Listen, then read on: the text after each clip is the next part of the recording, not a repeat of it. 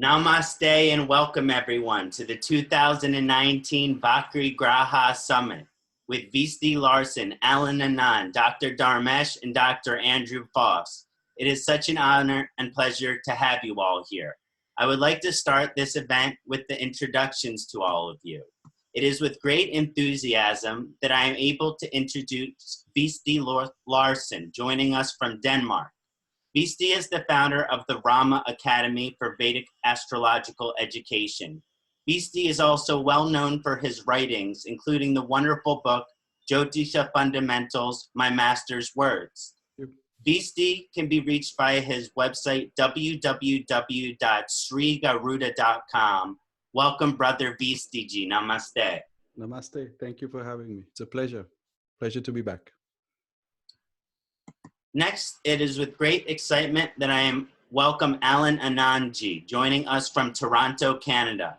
Allan is a well-renowned Vedic astrologer, writer, teacher, and author who has wrote many amazing research books in the field of Jyotish.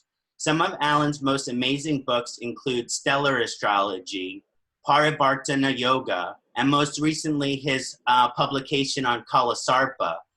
Allan can be reached for consultation, classes, blog, and more via his website, www.navamsha.com. Welcome, Allan Annand ji. It's good to have you here. Thank you so much. Glad to be here. It is also with great happiness I am able to announce Dr. Dharmesh Mehta joining us from Mumbai, India. Dr. Dharmesh is a magnificent teacher of Jyotish for many years and offers teachings to his community via his YouTube channel, DM Astrology. Dr. Dharmesh is rich in experience analyzing charts and has received many prestigious awards and recognitions for his work in the field of Jyotish, including Jyotish Visharad, Jyotish Ratna, Jyotish Bhushan, and many more. Dr. Dharmesh Mehta may be reached for consultation via his website, www.dm-astrology.com.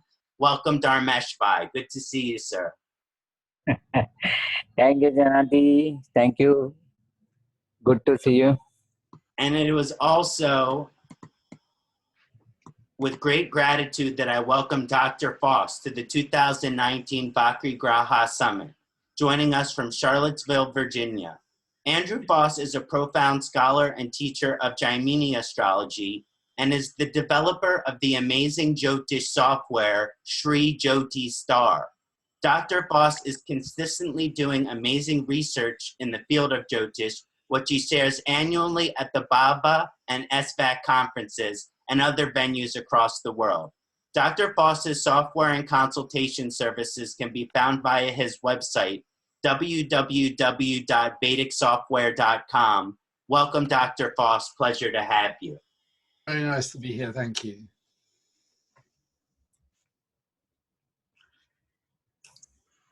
Such a pleasure to be with all of you. So let's get started with Visti hitting lead off today.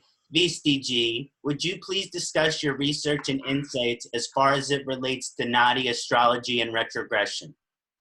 Thank you for that. And first, a little bit about retrogression and the topic today. If there are three topics that confuse a lot of astrologers and students more so, obviously, they're definitely Vakri on one of the topmost one, retrogression, exchange of planets like Parivartana Yoga, and a very common question about the Bhava Chalit versus Lagna Chalit chakra. I get that a lot. Lagna Chalit, regular Rashi chart, all that. So I'm glad we're tackling one of those topics today. I have some slides I'd like to present on the topic of retrogression. These are not just research, but more in the form of, I think I'd mentioned sparingly earlier, my teacher taught me something and I'm trying to figure out how does it work really? And do we have any classical reference for the same? And being a person who loves books, I'm a sucker for a good shloka. I wanted to refer to the classical literature to see what is there on the topic to help us understand this a bit better. So here I'm sharing my screen and I hope you'll be able to see the slides now. And for those who have a bit slow connections, this will gradually be showing up. And for those who wish to see my slides later on, you can get them at my website, srigaruda.com/Vakri. You can go there to find the copy of the slides I've used in PDF format. And for those who don't know me, my teacher is Pandit Sanjirat, and all the teachings that I have and I share are from the tradition. And if not, I will certainly tell you where I have differentiated in my research. So the first slide takes us right into the deep end. Okay, I have studied a shloka from Kṣaṇāti, and it's a peculiar shloka. It's very specific, and the shloka deals with the effects of Sagittarius Lagna and the effects of Yaksha and Varuni Nadyamsha. This is very deep. If you have just started your introduction into astrology, this is really in the deep end, all right? And therefore, instead of giving you the shloka and translating it step by step, I will give you the derivation so that we can avoid being captivated by some other parts of it, which are taking us away from the topic of retrogression, all right? So it states, if I have a lucid translation of that, should Jupiter be retrograde and occupy Gemini Navamsha, as the Nadi is that of Shudra, okay? Nadi is that of Shudra. The person will be born as a Shudra, will always be happy, will have a dark complexion. Their body will be bilious and will love the taste of sweet and sour. Their constitution will be weak or slow. The person will be gentle and have a trembling voice and be highly intelligent. And being a person who loves shlokas and study and deep study, I was really going deep into this to understand what this all meant and how to actually understand this. And there are a few points about this is that when I was looking at this shloka and calculating if the Lagna is Sagittarius and the Nadyamsha is Yaksha, then if I do the calculation to find that exact degree of the ascendants of Sagittarius, because that Nadyamsha is a degree of Sagittarius actually, then I find that if I draw the chart, I find all the ascendants in the divisional charts, in the Hora, in the Drekana, the D3 chart, in the Navamsha, very important chart, the Shamsha career chart. In that, I was very interested in finding the Navamsha. Why? Because it asks us to look at that Jupiter is in Gemini Navamsha and it's retrograde. So I wanted to see what is so important about Jupiter being in Gemini Navamsha retrograde for this individual. And it so happened, not only was Jupiter in Gemini, the ascendant in Navamsha was also Gemini. So Jupiter is in the Gemini in Navamsha, and that's also the ascendant in Navamsha. And the reason I wanted to see this is because there was one statement given, the person will have a dark complexion, and complexion is seen in Navamsha. Okay, so I thought, this is somehow relevant, this Navamsha, all right? So let me show you the derivation that I have of this shloka on the next slide. Will always be happy. Now, to keep you on track, this entire shloka is really focused a lot on that Jupiter is in the Navamsha Lagna in Gemini. There's a lot of focus on that. Sagittarius is the D1 or Rashi Lagna. Gemini is the Navamsha Lagna. Jupiter is there in Gemini in Navamsha, and it is retrograde. Now, comments on the results. Will always be happy. Jupiter is a very serious and studious planet. Hence, the jovial behavior herein arises from a different area. Okay? So the statement is the person will be happy all the time. And Jupiter is very studious, likes to focus on things and study.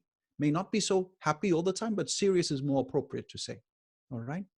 Jupiter is a nice planet, a benefic. So we maybe could ascribe it to this, but jovial behavior is certainly not Jupiter. Okay? The person will have a dark complexion.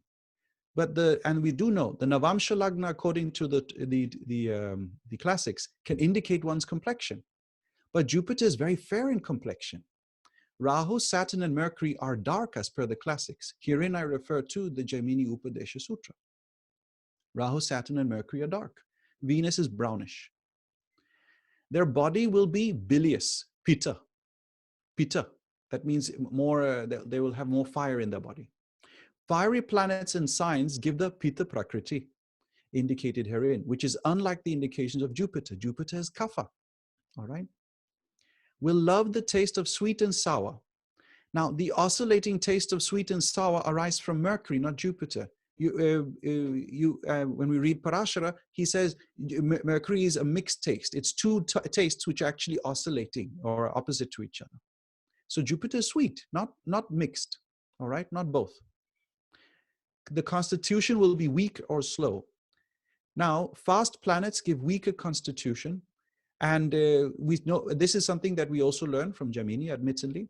Moon, Mercury, and Venus will give weaker constitutions. Okay?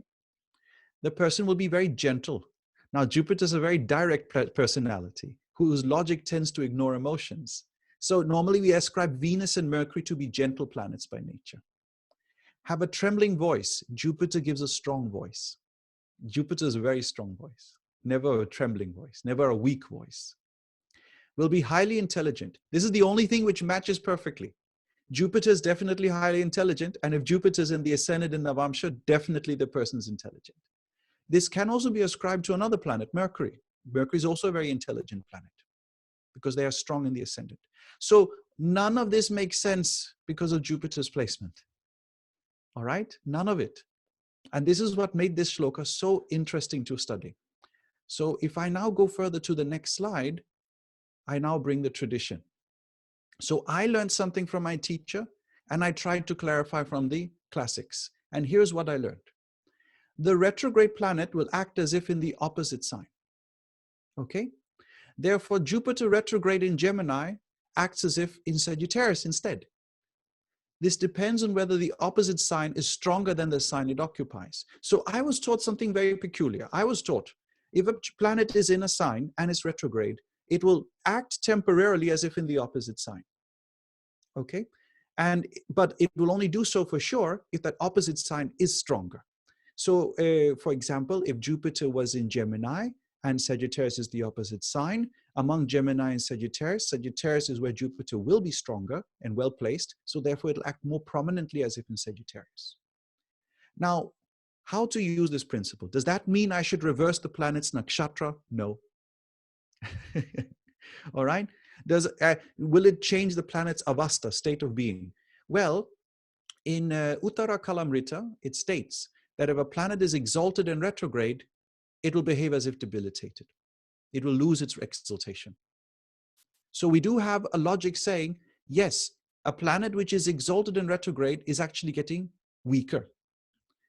Somebody's asking me to increase my volume, so I'll just do that. I hope. So it is my end. Okay, I'll increase it a bit more. Is this better? Yes, that's better. Thank you. Thank you for pointing that out. Now, I'm sorry, I was just saying, so if, where was I? So if we have a case where a planet is in a sign and it is retrograde, it can consider acting as if it's in the opposite sign. And this is the tradition statement here. But it depends on, so the tradition adds, it depends on if that opposite sign is stronger than the sign it is in. That's the clincher. Okay. So now I'll show some examples that I was studying to figure this out. Actually, I have to give you the full shloka then, the derivation of the shloka.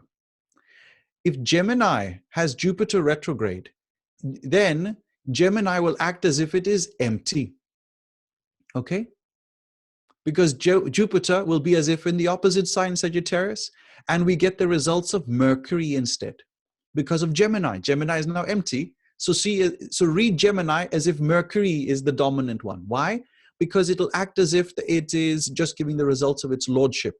Mercury lording Gemini. So the person will always be happy. Mercury is the most jovial planet. In fact, Mercury is the one who's joking all the time and making jokes. And even it can, if negative, can even make the person speak very negatively of others for the sake of having more fun. Okay, like a comedian, possibly. The person will have a dark complexion. The Navamsha Lagna can indicate one's complexion wherein Mercury is dark. So Mercury, Saturn, Rahu, Mercury is on the list. Their body will be bilious, pitta. Fiery planets and signs give the pitta prakriti. And Jupiter may be acting as if in Sagittarius instead of Gemini. So it is possible that Jupiter is carrying some effect of Sagittarius to the ascendant to cause pitta, but this is a debate. Some people also say Gemini is Pitta Prakriti. Mercury is not, but Gemini is. So there's something to work with there. Will love the taste of sweet and sour. The oscillating tastes of sweet and sour arise from Mercury. The constitution will be weak or slow. It's weak because of fast planets. Fast planets are feeble. We say feeble, all right?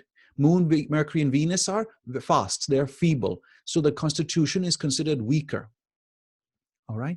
Be gentle. Mercury and Venus are the gentle ones, all right? They even complement very nicely. They always like to complement. Mercury and Venus like to complement a lot. Have a trembling voice. Mercury having weak prana gives an immature voice. So when he says trembling, it could be young. Somebody who has a young voice. I hope my microphone is not picking up a young voice today. It sounds different in person, I hear. Now, the person will be highly intelligent. The intelligent planets are Jupiter and Mercury. It still fits. All right? So from this shloka, we can derive that there seems to be an indication that if Jupiter is retrograde in the ascendant, treat the ascendant as empty and see the Lord itself. And then all these results make sense because of Mercury. And that is why the shloka from the Nadi had to mention it's retrograde, therefore these results. Had it not said retrograde, it would not make sense. Okay? And now, to really justify this, I wanted to give an example to really make this make sense.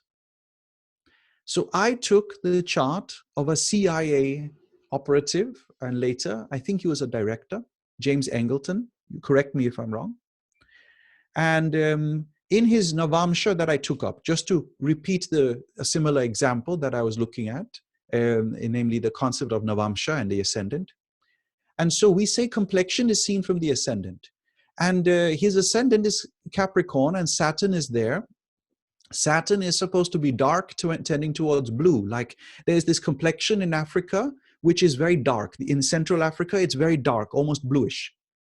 Whereas on the coasts, people tend to be light brown. My mother is from there, so it's more lighter in complexions, I can tell you that. But in more central, it's getting really, really dark black, if you will. Almost, we say, bluish tendency. You know, Krishna, as we say, that complexion. Now you see his picture. He doesn't look very black, right? All right? And I spent some time making sure, is this Navamsha Lagna right? Just to make sure I was not giving an example which was wrong.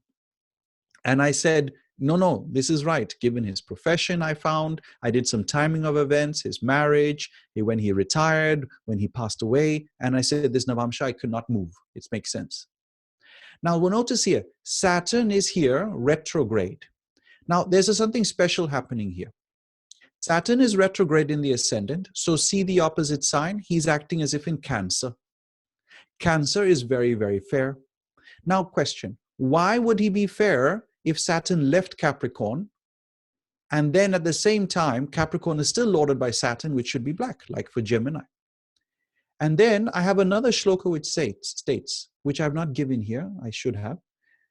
Wherever the lord of the Navamsha ascendant is, that will also determine the complexion. So if your lord of the ascendant is in Cancer, you can be very fair according to this. And here we see Saturn can be acting as if in Cancer, so the person will be very fair.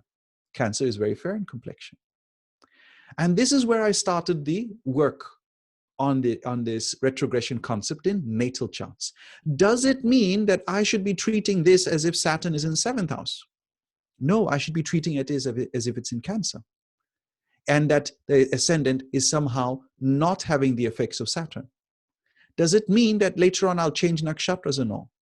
I should be using the concept of that it certainly is not indicating the complexion from the ascendant. The complexion is coming from the sign Cancer. So that is where we begin.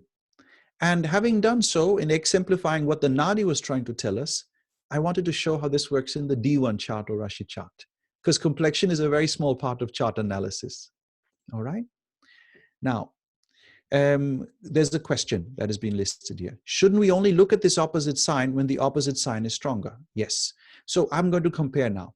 This sign is Capricorn. Imagine Saturn is not there. So now this is empty sign. And then compare with Mercury in Cancer. So this is empty. This has a planet. So Saturn will be stronger here. Had another planet been over here in Capricorn, this sign would have been stronger and Saturn would have stayed in the ascendant. So that's a good question. I also debated that. And this is because this sign has more planets. Okay. If I consider Saturn as if it's an entity, an independent entity, then the seventh is having more planets and this one is empty, this sign, in comparison. All right. And Samir is asking, if we consider this change of sign, how do we further interpret Graha Drishtis? Don't change the Graha Drishtis, because you will find the Drishtis will still work from the sign it is placed in. This is my experience. But what you should be doing is consider that it's acting as if it's in Cancer. That's the slight difference. How to do this practically? Does it mean it's as if Saturn is in Cancer in the ascendant? That would be very smart to do. 5-minute warning, Visti. No problem. Okay. So it would be as if Saturn is in ascendant, but in Cancer. That would be the right way to go about it. Does it change its nakshatra? No. Did the planets in Cancer go with the sign back to the ascendant? No, that didn't happen. Okay. All right. Now, next step. One more example. Same chart, same Saturn retrograde, but now see in the Rashi chart where it is placed, this Saturn. Now, there's a statement given in the Nadis. If Saturn is in Cancer, in the first house or 10th house, what is called Simhasana. Okay, Simhasana is first or 10th house. Some add 5th house to this. I think the statement is given either in Hora Ratna or Jataka Bharana, right? One of the two. If Saturn is in Cancer in the first or 10th or 5th house, then the person will have a great Raja Yoga within politics. Now, I did some calculations, and in Saturn Dasha, Saturn Antardasha, he resigned his post in the CIA and never worked again for the rest of his life until he passed away. He retired. Okay? So we see here that the retrogression of Saturn is acting as if it's not in Cancer anymore. The Raja Yoga never happened. It never came about. And as a result of which, we can now argue that Saturn is not acting as if in Cancer. It's acting as if in Capricorn. Is it more acting as if in Capricorn? Let's see. Consider this independent. Now Cancer is alone.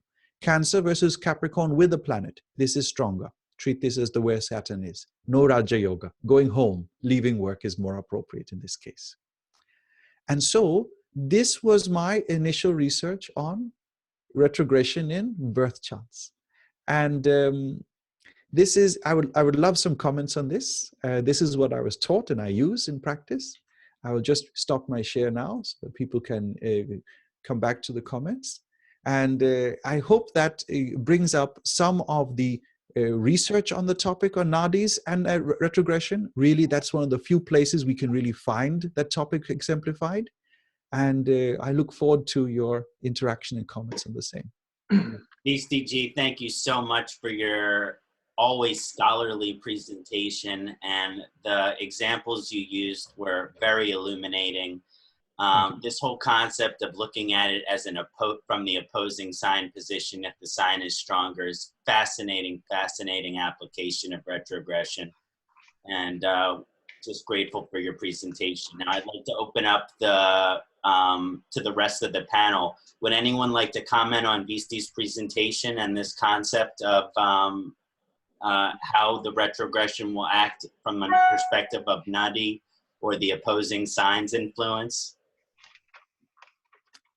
Yeah, I want to say something that apart from the Parashara, what the Gemini Rishi has stated, that is very beautifully, he has mentioned that to be assume that that house is vacant if the planet is retrograde, and see that's the opposite.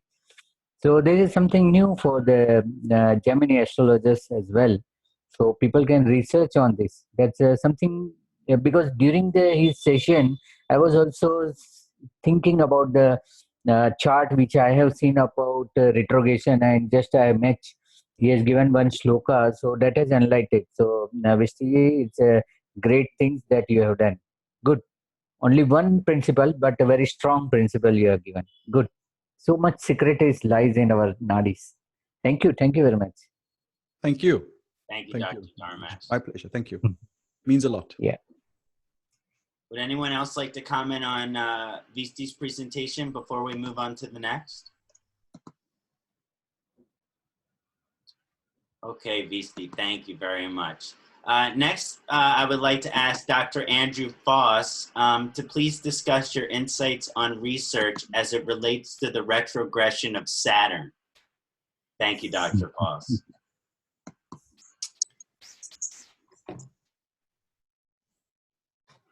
Okay, thank you very much. I'll just share my screen here. Can you see the slide? Yes, slide's good. I'm just going to actually come out of that. I got the slides in a different order, so it came up. Okay, here we go.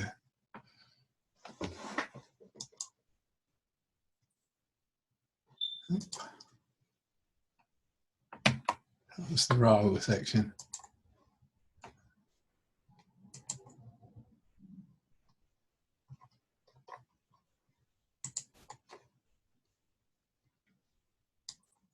Okay, good. All right, here we go. So I'm going to touch a little bit on what Visti was mentioning. So I didn't say anything at the time. I think I'm quite well known for my book, Yoga of the Planet, so I'll make a small plug for that now. Good. So I thought we'd just start with a few sort of general ideas about retrogression. As Visti Ji was saying, there's not a great deal to be found. You have to dig around to find little comments and clues here and there. The first thing Parashara mentions about retrogression is that the retrograde planet is particularly strong. So I decided to discuss that in detail when I do my second section. But here we'll just note that point. Another thing I learned from my guru is that the retrograde planet is very stubborn. It's persistent, it keeps trying. So there's this concept that when a planet is retrograde, it will have to keep trying. That means the first time it may fail and the second time it may fail. And typically 3 times it has to try, and then often it will succeed. And the difficulty with this is that if someone has a problem that is due to Shani, or any retrograde malefic typically, then it's difficult to remedy because it keeps coming back. This is the implication, one implication. But obviously if you're trying to accomplish something, then you will keep trying and you probably will eventually accomplish. Another idea about retrogression is that the planet is looking backwards. See, normally, if from the point of view of the sun, all the planets are going forwards. There's no question of them going backwards. But from the view of the Earth, for example, with Shani, when we're overtaking Shani, because the sun is on one side and the planet is on the other, and it appears to be going backwards.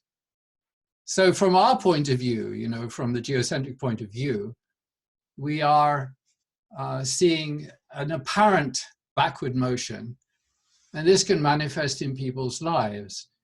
So if we have a retrograde planet, the chances are that when that planet's time comes, our awareness will be gripped by some issues related to the past. So, you know, backward looking can mean various things. One part of it is past issues. Something comes up and then we have to deal with that. So that could include sickness, you know, some karmic sickness that arises that is relatively difficult to deal with because there's some karma, it has to be burnt. That will take time. There's no sort of magic bullet for it really. But on the other hand, these issues coming from the past are a major motivator to seek spiritual growth, because how else are you going to deal with the situation? You've got very few options. I mean, obviously you go to the doctor and all that, but at some point you realize that you have to, you know, you have to order your house, you have to do some cleaning because this is all coming out of some, you know, mold that is grown in the corner. So this is how retrograde planets, especially malefics, can be actually quite powerful from a spiritual point of view. Then we come to Visti's point, which is You know, you will hear a lot about that if you take Sanjay Rath's courses, this point about the opposite sign.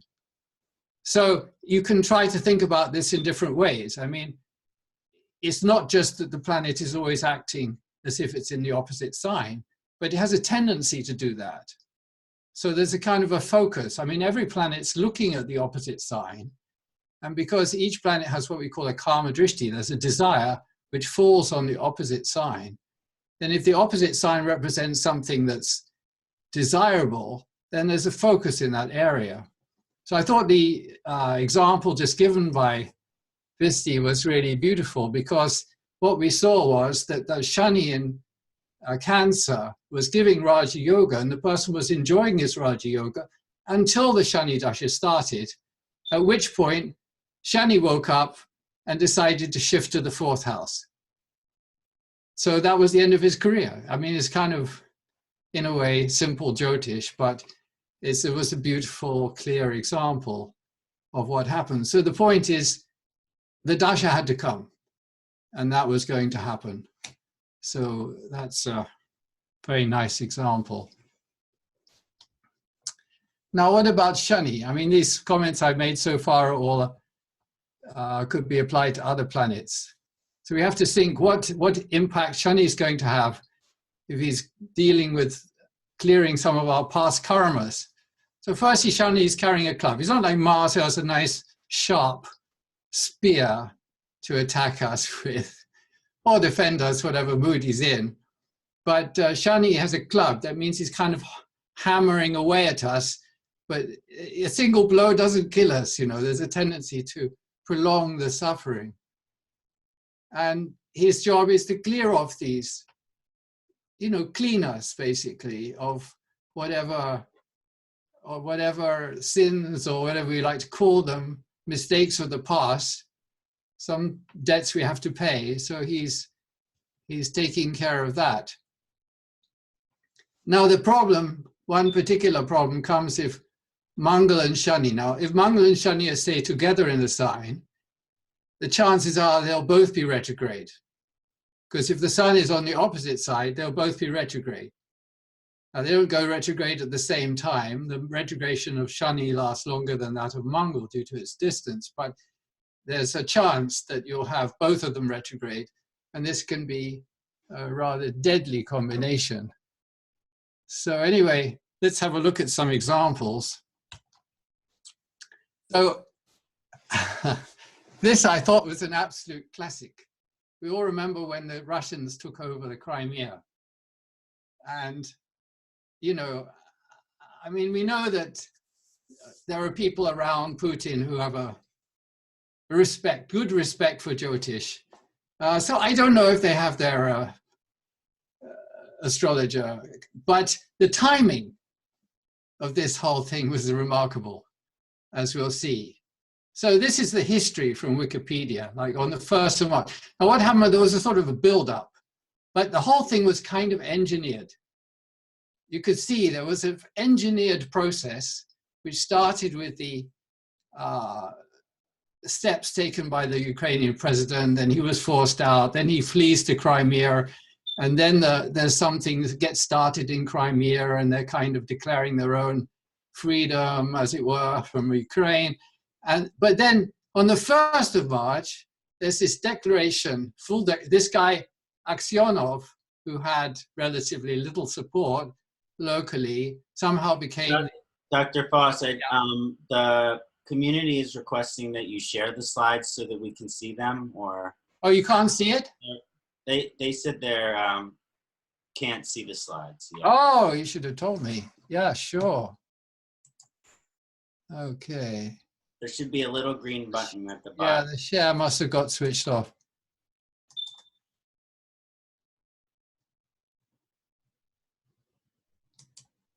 Should be this one. Okay, well, I think that got it. Okay, perfect. Okay. Excellent. Thank you, sir. Yeah, no. All right. Yeah, the previous slides just had what I said in just a few points. So there was this, on the 1st of March, there was this kind of declaration And then they asked the Russians for assistance, and immediately on the next day, the Russian troops moved in and took over, basically. So let's have a look at what was going on. So this is what was going on. This is just one of the nice graphs from my software.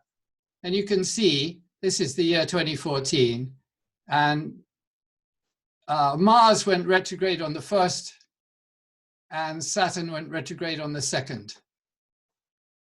And I sort of saw this coming. I thought, this is a real club yoga.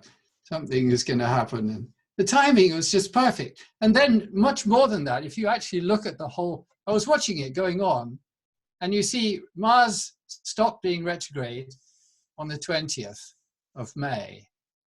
And that was when the international news media suddenly sort of lost interest. You know, instead of being the front news on every channel, it sort of started fading away. And then you notice in July, see, Saturn went direct in July, and that was when the Russian Prime Minister declared the whole thing as finished. I just thought that was very interesting. So this is this thing, the moment that the planet, I'm going to discuss this more in my second section, but you have to look at the timing. So when a planet goes retrograde or goes direct are very critical moments when some drama can start or stop. And this was one of the best examples I've seen in recent years. I searched through the history to try and find any other time in recent years when such a, you know, Mars and Saturn both went retrograde at the same time. And the closest I could find was this. This is Mars going retrograde and Saturn stopping retrograde.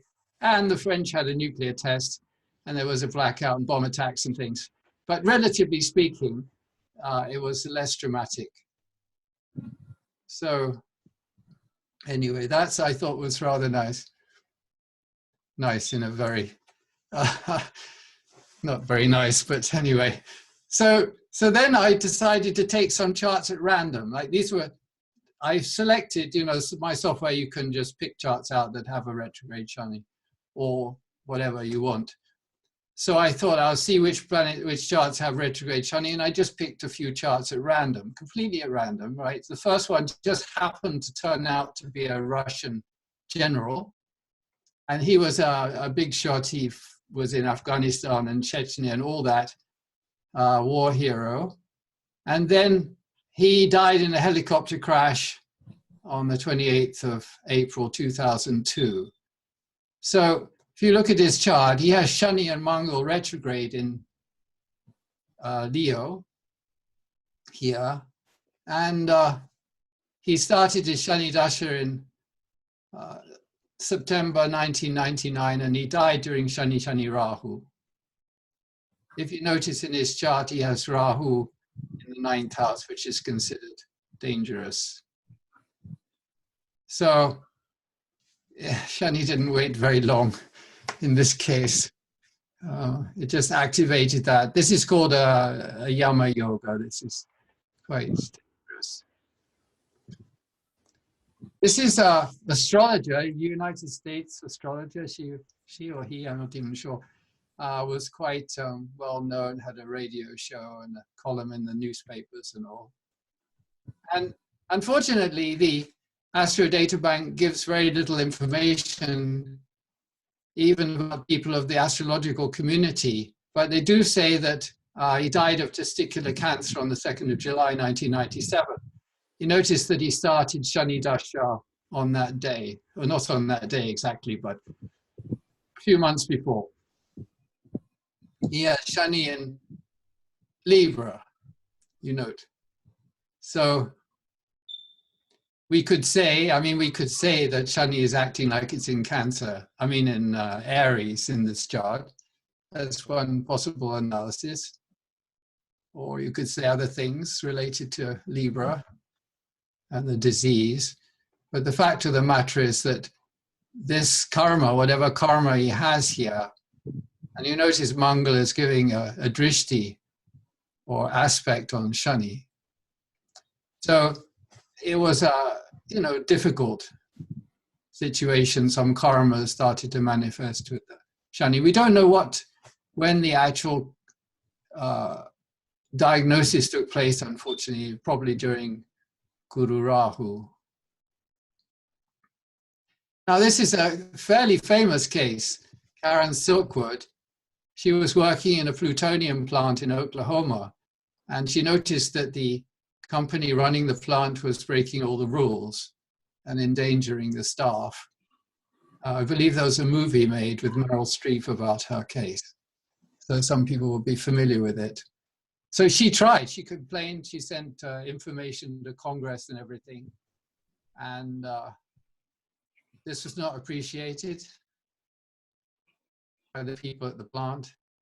And in November 1974, she was twice exposed to radiation. It doesn't say exactly on Wikipedia how that happened, but she was, a few days later, she was killed in a car crash on the way to meet a New York Times reporter with a secret file which disappeared from the crash scene.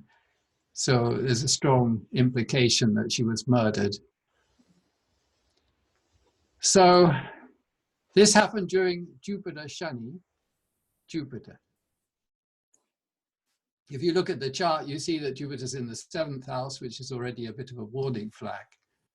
It's also in Chitra Nakshatra. So Jupiter is quite dangerous in itself. And then she has Rahu, Shani, and Mangal all in the 3rd house, all, of course, retrograde. And it's a kind of dangerous combination. The fact that she was working in a nuclear plant, and Shani is the lord of the 10th house, kind of fits rather well. So okay, I didn't want to frighten everyone, but these are particularly extreme cases, and they are, it's heavy karmas can come about if you have the right combination of circumstances. Here, of course, Mangal is the lord of the 8th house and various problems like that. I think that's the last. Oh, here we are. Okay, I've got the chart of the crash. This is when she was killed. We know what time it was. And look at the chart. The retrograde Shani in Gemini. I mean, it's just incredible, isn't it? You want to see the previous chart? Shani in Gemini. In her birth chart, retrograde. She was born with retrograde Shani in Gemini. And here's this return. And look at 5 planets in the 5th house. And Rahu is in the 6th. So it's you can't really make these things up, can you? So I was told I only had 10 minutes, so I've kept it short. Yes, but I just had to let it, it was just an amazing presentation, Dr. Foss. Thank you so much. Oh, good. Don't be frightened if you have Shani retrograde. It doesn't mean you're going to die. Would someone else from the panel like to share some of their insights on the position of the retrogression of Shani? Would love to hear some insights from the panel. And also, Dr. Foss, if you would like to unshare your screen.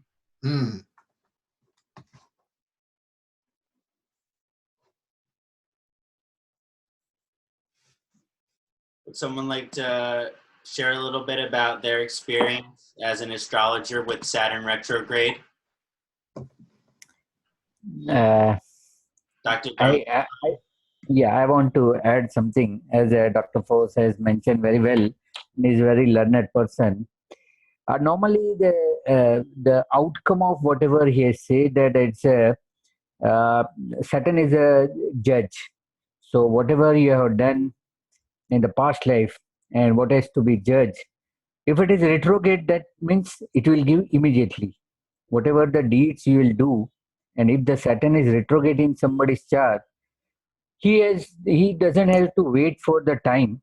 Immediately as a retrograde, it bounces back. If something has done wrong by the Saturn retrograde, the person having a Saturn retrograde, it bounces back immediately. For normal people, when they in transit the Saturn retrograde, during that period only, that particular 3 month, 4 month only, whatever they do, it bounce back to that house. But the people who born with the Saturn retrogression, they can't do anything wrong, or they can't do anything, because it will immediately react. It will immediately bounce back, because we all know that Saturn is a judgment. It gives the deeds immediately. You seeded the deeds, that is a Saturn. And if it is a retrograde, then how fast it will grow, you also will not know, and it will bounce back immediately. So that much only I had to add, that if the Saturn is retrograde, whatever the deeds you have done, that will be immediately mature, and immediately it will bounce back to you. Yes, Thank that's you right. very much. And that's exactly what all these examples in Visti's Yeah. examples show. They all show rather immediate Yeah. results. While Shani normally is slow. He's slowly grinding. Yeah. When he's retrograde, you can see all these charts, immediate. So it's very perfect point you made. Yes, thank you, Dr. Yeah. Dharmesh. Just a little bit about my experience when seeing Saturn retrograde in charts is Shani is Shanais Charaya, which is the slow-moving planet. But when you get the Vakri or retrograde position of Shani, it changes a little bit in its action. In other words, I like to think of Shani as the planet which makes us virtuous, right? Because of its Shanais Charaya, its slow-moving action, it makes us more patient. It makes us more humble. It makes us more accepting. It doesn't do this in an enjoyable way. It doesn't necessarily do this in a pleasurable way, but no spiritual change or growth manifests without Saturn. So as Dr. Dharmesh said, and Dr. Andrew Foss said, a lot of bulk of our karma can be concentrated with this planet. And then when it gets active through dasha or transit, we can see the burden of the karma, or the repercussion or the consequence of the karma deliver itself. Now, the examples were amazing, but in more mundane examples, in some more common examples, some things that I see when a Saturn has a retrograde position, is that in certain areas, especially if the Saturn is high dignity, but it is also retrogression, because I like to think of Saturn as a planet that delays, but it does not deny. So when there is this high dignity, but there is also the retrogression, usually they are maybe, let's say, patient. Let's say they might have certain patient qualities when it comes to certain things. But when there are other areas where they have no patience, where they lack any patience. So it shows that in their evolutionary energy with Shani, that there is some more growth to be manifested. And when you see that happening with this position of any retrograde planet, it does take a little bit more work, as I think it was mentioned. Sometimes it takes 2, 3, maybe 4 times for us to work through our karmic lessons with that planet. It takes a little more work. But with the position of Saturn retrograde, a lot of times, if it's in high dignity, this person may think that they're patient. This person may think that they're humble. This person may think that they're accepting. But there are still blocks there. There are still obstacles there. There are still karmic lessons to be learned, certain obstacles to be overcome, or else his Shani's position would not be retrogression in the chart. So consider this as something that should be paid attention to, certainly not to be afraid of, but to understand that, yes, a bulk of our karma may sit in our chart where our Saturn retrograde is.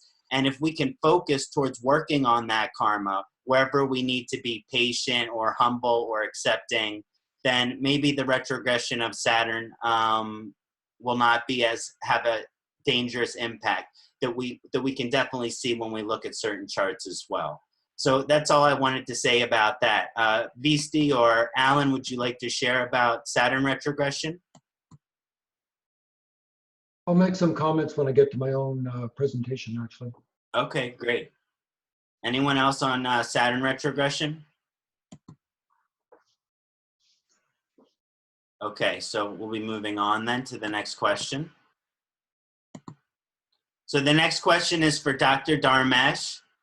Dr. Dharmesh, would you please discuss some of your general research on retrogression as well as its relationship with combustion and combust planets? Yeah, definitely. So the two aspects of the planets is retrogression and combustion. Both this this movement has happened because of the sun. We all know that if you come so close to the sun, you become combust. You're not able to see the other things, and you come into the impression of the sun. And if you move something distance from the sun, like we all know that 120 degree to 210 degree, it's outer planet of the Earth, that is a Mars, Jupiter, Saturn. If they goes beyond this degree, they become retrograde. Now, sometimes it happens that combustion and retrogression both happen simultaneously. The results are totally different, and when they become commonly a combust and a retrograde, that is some point where the people get confused. It doesn't happen outside the Earth, beyond the Earth planets like Mars, then Jupiter and Saturn. They are only retrograde, or when they come closer to this, they are only combust. So their results are very perfect. We all know the combustion planet always gives a result of sun. It loses its own strength because of coming so close to the sun. When we also seeing continuously a light, or we some 5, 6 seconds, if we focus on the sun, then if we see anything, we become a dark circle. So that's a result of a combustion. If it is come so close to the sun, it loses its strength, and then it's dilute, or it is come into the impression of a sun. Let me put in the example like a people. They are like very reputed people or politically connected people. When you come close to them, you follow them. You, like an actor, like a film star, you follow them. What they do, you like to do. That's a combustion. That is happened for the Mars, Jupiter and Saturn. When they come closer to the sun, they influenced by the sun. And when they go opposite to it, like 6th house, 7th house and 8th house to the sun, that is 150 to 210 degree, then it will become a retrogression. In retrogression, they become very powerful. I have already done a retrogression 3-4 video, but the latest one was where I have shared all the retrogression planet strength. In retrogression, as earlier just Dr. Foss has also described that the Saturn retrogression, and in my second session, I'm going to speak about the Jupiter retrogression, the highest powerful planet that we are going to see. So when the Mars, Saturn and Mars, Jupiter and Saturn retrograde, they go out of a control from the sun, and then they become a very powerful. Mars become very hyper, Saturn become very immediate result, or immediately judgment it will give, and Jupiter also will become so hyper. So these are the exceptions for the Mars, Saturn and Jupiter. Now we are seeing between Sun and Earth, there is a Mercury and Venus. And here the research start. Here the real research start. The Mars and Mercury. It doesn't allow, the sun doesn't allow Mercury to move out of 40 degree. If it is goes beyond 40 degrees, it make him retrograde, come back. And if we come close to 12 degree, we all know it is a combustion degree of Mercury is a 13 degree. So if it comes so close to this, it will make him combust. Now, in between this 40 to 14, there is 4 to 14 degree. If it is a 4 to 14 degree to the sun, it will remain both combust also and retrograde also. So there the important lies. And it same happened with the Venus also. When Venus is also come close to the sun, it is this retrograde and the combustion degrees are same. So here these two planets are exceptions, and if we converted this into the result, then we all know that Mercury is an application of mind, and Venus is a pleasure, is a kind of a pleasure. So what happens when it comes close to sun, being combust but retrograde? This only these two planets can be a combust and retrograde simultaneously. So they become because of the sun, they become combust. So they are highly influenced with the sun result, but they are not out of the earth circle. They are within the earth and sun. In between the earth and sun, there is a Mercury and Venus pockets are there. So they will what become, they go back and they become retrograde also. So when Mercury and when Venus are combust also, as well as they are retrograde, this is the finest moment I have seen in many charts where both are retrograde also and combust also. Due to the combustion, they lose their strength, and this strength will be gained by retrogression. So if only combustion is there, they will not give their own result. So they are just like a sun, they have to follow the result. But here they are not only combust, they are retrograde also. So with this result of a retrogression, now they have recharged, regain of their energy. And this is a super movement for the people. You know, normally the combust Mercury, what happens that their mind doesn't get it to light. Even though we speak so many times, they just still like a dumb. They impress with us, they impress with our knowledge, but they can't grasp anything. You know, they can't grasp anything. Whereas retrograde combust, both situation is there for Mercury. You will see that they are influenced by you, but they are gaining something different what you are not measuring, and they are highly intelligent people. Where your thinking stop, their thinking start. So these are the greatest moment of a Mercury being a retrograde also and combust also. See here, I don't deny the combustion result. I don't deny the retrogression result. Both have a simultaneous effect, and this beautiful effect only gets by the Mercury and Venus. So they are seeing and influencing by the sun, getting more closer to the sun and getting the energy from the sun, and they are using with their own wish also by retrogression.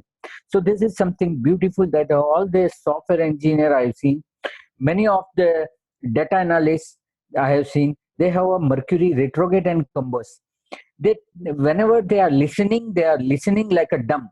They don't give their feedback. But with that data collected, with that information they collected, they go to the deeper research. So don't underestimate the people having a Mercury combust and retrograde. You will see that they are not acting, they are not giving the feedback, but insidely they are highly influenced with you and with your knowledge. Where your knowledge ends, you give everything to him, and from there onward they start. From there onward they start rising. Same as like a Venus, it also have a capacity of a combustion and retrograde simultaneously. So you will feel that they are not getting any energy from they are not enjoying any pleasure. They are just influenced with the people. They are seeing others enjoying the pleasure, but they are not. But here also we are mistaken. If Mercury, if a Venus is combust and retrograde, that means he will not show any interest in anything. But he's learning, he's enjoying same thing when he's alone. When his time comes, when that person time comes, he enjoy like extreme. What you see that he is not enjoying at the moment. Suppose somebody is listening to music and he's not responding as others are enjoying dancing, everything. He's not giving any response, he's just listening. But simultaneously, being it's a combust, you are feeling that he is dumb, he's not responding, but insidely he's changing the sequence. He says that this music should be like this, and he will make them. He will make that, and he will make this remix, and he will enjoy. The people will enjoy like this. So both the planet, when they are combust and retrograde, there's only the two conditions where the Mercury and the Venus can only be in the combust and retrograde. No other planet have the sequence. So they are mistakenly interpreted. And whenever some client comes to you with the Mercury retrogression, don't underestimate him. If you give him one clue, he will make it take the 1,000-fold. For Venus retrogression, if you make him that you will enjoy one thing, two things, three things, they will enjoy into the multiple of 100 times. So these two planets are very extreme, if they are combust and retrograde together, because combustion means closest to the sun and retrograde means opposing the result of the sun. In my retrogression, in Jupiter retrogression, the second part, I will tell you how the retrograde planet bounce, or how they are not following the rules and they are making their own rules. So these two planets, they are combust also and retrograde also, and this is a beautiful combination of a planetary position which is observed by our sages, that when they are retrograde and combust together, how the mood of the people mix. And you all people, all the viewers also, I say that whenever the Mercury is combust and retrograde, if you are dealing in the market, if you are dealing in the business, trade, communication, whatever the domain of a Mercury, you should be very careful. You might be seeing that the government interfering, government is controlling some market, but this is wrong. When it is simultaneously retrograde also, it's combust, then you will feel that the government is holding or catching the business, but simultaneously some other force is also working, and that may change the market position as well as Mercury. So only thing is about the combust and retrogression together, that will bring a beautiful result of these two. So that much I have to say. And if there's any comments, I don't have any example, but people can view this in the other chart and then they can comment on this. Thank you very much, Kṣaṇāti. Oh, thank you, Dr. Dharmesh. That was a very illuminating explanation of combustion and retrogression. Would anyone else like to share their insights on combustion and retrogression before we move on to the next presentation? That was very, I think one of the reasons that I originally started getting these summits together is where there are misconceptions in Jyotish, that we can correct those misconceptions as a community. And so I really like your presentation, Dr. Dharmesh, for the misconception of always there's some mislabeling when there's combustion, when there's retrogression, and as astrologers, let's be careful not to misdirect that there's also this positive aspect of this combination, and there's also really beautiful aspect of this combination. So thank you, Dr. Dharmesh. Yeah. Next question I have is for Allan Annand Ji. Allan Ji, will you please focus in on your research relating to speed or Gati, including retrogression, and also, if possible, bring in the various categories associated with the Surya Siddhanta? Yes, thank you. I'm live. I just, what's my budget on time here? 15 minutes, 10 minutes? 10 to 15 minutes, yeah. Okay, lovely. Okay, so, my research, well, I'm standing on the shoulders of those who have gone before me, and I credit much of this to Hart Defoe, my teacher of more than a decade. And a lot of what I'm going to present today comes courtesy of him and a week-long course that he gave maybe 5-6 years ago on the subject of Gochara. And under that heading, he discussed, Gati and retrogression and all the rest of that. So that's the portion that I'll get into today. Okay, let me see if I can execute the screen share business.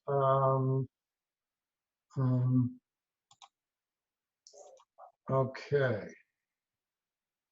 Do you see my screen? Looking good. Okay, fine. So let's see if I can advance my screen. Okay, what's my problem with there? Huh. Bear with me just a second. Oops.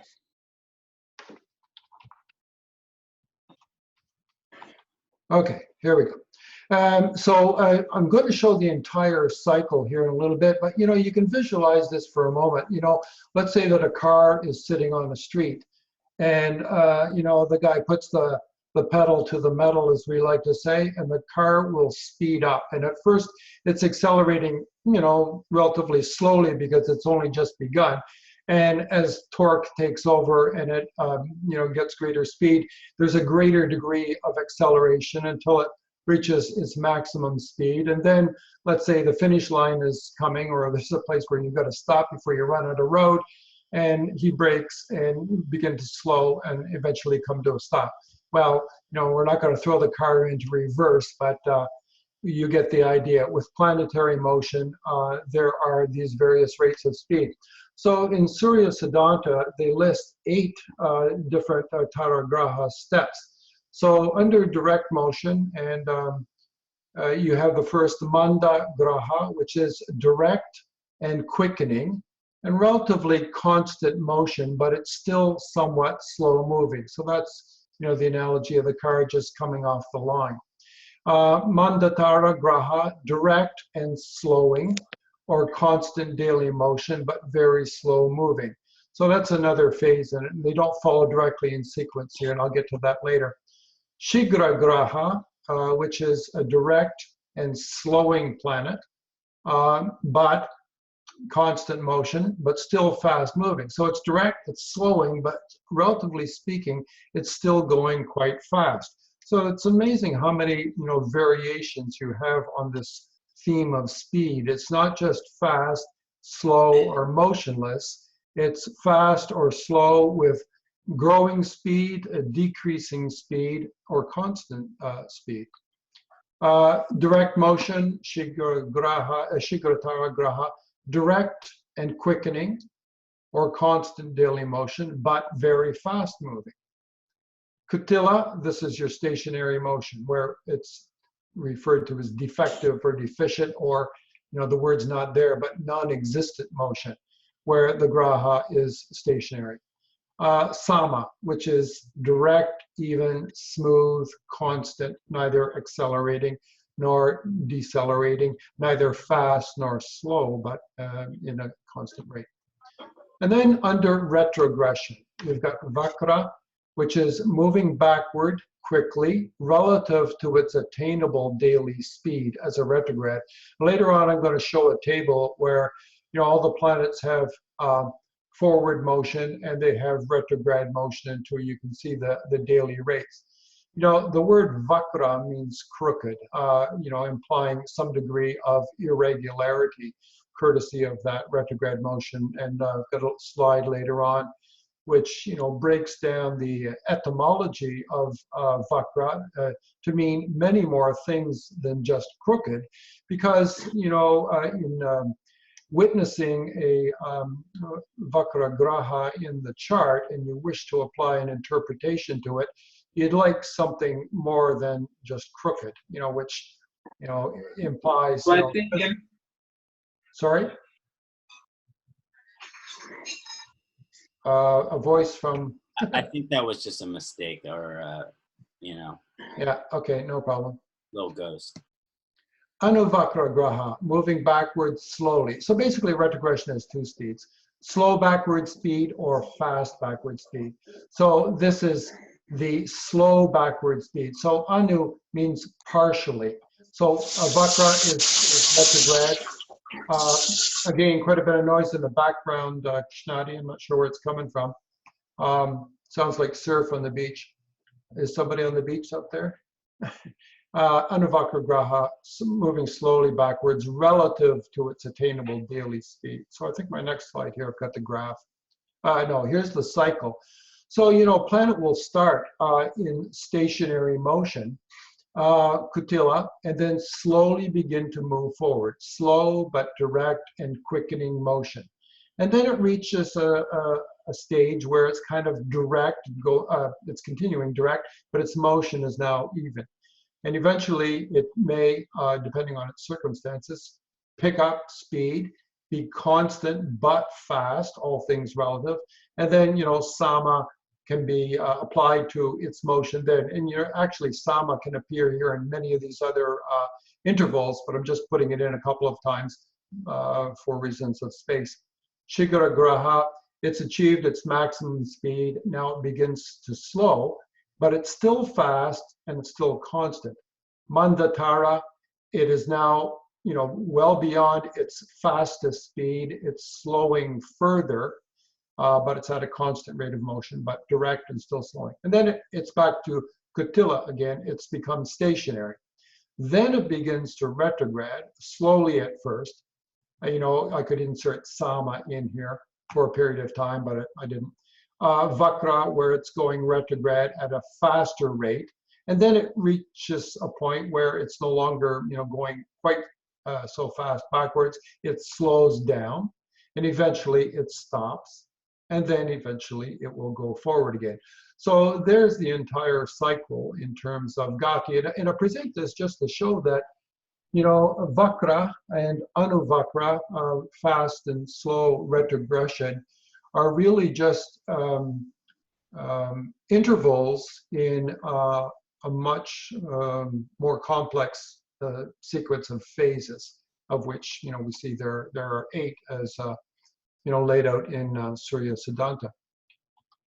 So here's your graph for daily planetary motion, and most people are familiar with these ones under the column of average speed, where the sun moves about 59 minutes per day, and the moon about 13 degrees and 10 minutes. This is just approximately the length of a nakshatra, and so on and so forth for each of these planets and their average daily speed. But as you see, some of them move faster. The moon can move up to 16.5 degrees in the course of the day, and the other planets have their maximum speeds as well too. Then lowest speed. Well, of course, sun and moon here appear in black only because their lowest speed is still direct. I've shown the true planets, Mercury, Venus, Mars, and Jupiter and Saturn, as if I was presenting an accounting spreadsheet where, sometimes if you're in the red, it means you're, below the baseline, you've gone negative or gone reverse. So all these planetary motions here are reverse or retrograde motions. Why do we want to know this? Because if you look at Saturn, and courtesy of Andrew's software and other professional Jyotish software, you can go in and look at the astronomical status snapshot of any chart and see what the daily planetary speed for any of these are. And then you can judge, is Saturn moving slow, or it's retrograde, yes, but is it moving slow or fast relative to its maximum attainable retrograde motion? And so that can become instrumental in influencing some aspect of your interpretation further on down in the process. So here's what I think is perhaps one of the more interesting slides in this presentation, which is this the meaning, the etymological breakdown of Vakra and what it means. Previously I presented, whoops, I don't want to be doing that, I'm going backwards. I picked up on that word crooked just because it's a very convenient one. And I've heard it tossed out in casual comments that, that if the Lord of his 8th Lord is retrograde, it could imply that he has a crooked penis. Okay, so much for appealing to the lowest mundane common denominator here. But obviously there is so much more to it. So most basically it means having an apparent backward motion, quite simply retrograde. But common label is crooked, curved, bent. And if you break those down, even the meaning of those words in English can mean that it's different, eccentric, it's unique, it's somehow unusual. Vakra can mean long, so that can imply deep focus, concentration, assessment. It can mean, again, this is just a breakdown of Vakra in the Sanskrit etymology, meaning oblique or curly. And we could further break down those words and their English associates to mean ornate, fine distinctions, subtle nuance, and so on and so forth. Evasive, ambiguous. And you can read between the lines. If the 7th Lord is evasive and ambiguous, it could imply that the person is commitment phobic with respect to relationships. Vakra can mean torturous, twisted, awry. So, we come back to this notion of crooked, deviating, meandering, indirect. You know, your enemy could come at you straightforward. Let's say if your seventh lord was retrograde, you know, they might not face you directly. They might come at you from an oblique angle, and they may attempt to torture you in some twisted way. It can mean cunning, fraudulent, dishonest. And a lot of these are seemingly negative adjectives as I look through them, although you can see some of them long. You know, deep focus, concentration, assessment. Who among us does not share some of these attributes? This is the very nature of our work that demands, you know, a deep assessment of a chart and understanding of shlokas and the ability to interpret a life in a two-dimensional paper diagram. That's no mean task, and it's no wonder that Jyotish is so difficult, because it demands a deep, you know, penetrating insight into these things. Vakra also means hostile, cruel, malignant, inauspicious. And Anu Vakra, you know, again, Anu meaning a portion or a partial aspect of the same, you know, implies that all of this, all of these adjectival attributes are the same with Anu Vakra, but, you know, fitfully, sporadically, vexatiously, to a lesser degree of fulfillment or completion, or less full-blown, because the slow-moving retrograde planet is not as powerful as the full-blown retrograde planet. So then there's a question of, you know, how can we interpret this? And, you know, I think Andrew alluded to, you know, one of the aspects of this. I'm not sure if he said this quite exactly, but I think he implied if your sixth lord is retrograde, it could mean that you suffer recurring ailments, that you suffer relapses. The Vakra Graha, lord of the sixth house, goes back to cover what has already been covered. So you've been through a healing crisis. Well, one is not enough. Let's have 2 or 3 more. It may be the nature of your karma. So it depends on what that planet means as a retrograde Graha in the horoscope to begin with. I mean, I gave this brief example. If the seventh lord is retrograde, you know, you may be commitment phobic, or you may break up with that person and come back to them again, and it's never quite finished. You know, people have these break up and make up aspects to their relationship, you know, within an existing relationship, and then even break up and marry their ex again, because, you know, once was not enough. Please torture me all over again. If it's a Vakra planet, you know, which implies, you know, full retrogression or full retrograde speed, or pretty robust, it may mean that those things indicated are revisited fairly quickly. If it's an Anu Vakra Graha, meaning slow moving, all those things that must be revisited, whether it's a second kick at your career. We see lots of people, let's say in the entertainment industry, for instance. John Travolta would be a good example. And I don't have his chart as an example, but just, you know, anecdotally, where people are in the business, they achieve fame, and they're very popular. Then they drop out of sight and they're gone for 10 years. And then they come back again. They revisit their career. And we see it play out in other ways. You know, a fourth lord, for instance, they may have a property, or they may live in a town or a city. They move away for a period of time, but they come back, you know, as opposed to what the famous novelist Thomas Wolfe said, you know, you can't go home again. Maybe somebody with a retrograde fourth lord will go home again, and go home again several times over the course of their lifetime. Now, I don't have any specific chart examples, but, you know, here's just a couple that you could apply, you know, and this was one from Hart's course, that if you have a slow-moving retrograde Saturn, so it's an Anu Vakra Saturn in the 7th house. So, and I've highlighted or bolded the key words in here because it's slow-moving. So, you know, he says this is a person that once you're married, you slowly start to move into a reassessment.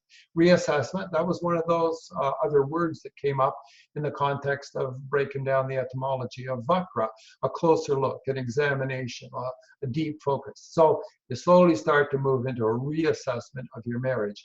Ever so slowly, you realize the person you married was not the person you thought you married. Well, this sounds like a generalization for anybody married 30 years or so.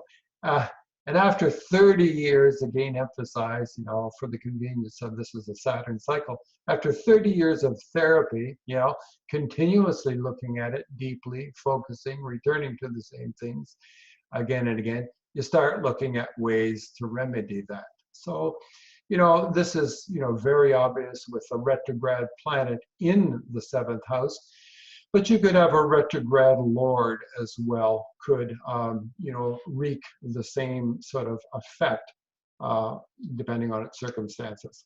And just one other example here, and I guess an actual chart would have been good to display, but you'll get the idea. I use the example of Jupiter because, you know, Jupiter is subject to, what would we say, what are the words of the famous chairman of the Fed of years gone by, Allan Greenspan, who said that one time the stock market was experiencing a rash of irrational exuberance. Well, you know, who's guilty of exuberance but Jupiter? And I've just, you know, said, imagine what would this be, a Scorpio rising, where Jupiter would rule the Sagittarius 2nd and the Pisces 5th. So 2nd for money and the 5th for speculation. And in the 8th house, of course, you know, there's this implication of somehow your speculation or your money handling goes sideways, you know, goes in the ditch in the 8th house. So the anecdote is, you know, you become embroiled in a stock market manipulation scandal. There's the connection, money, speculation, 8th house scandal.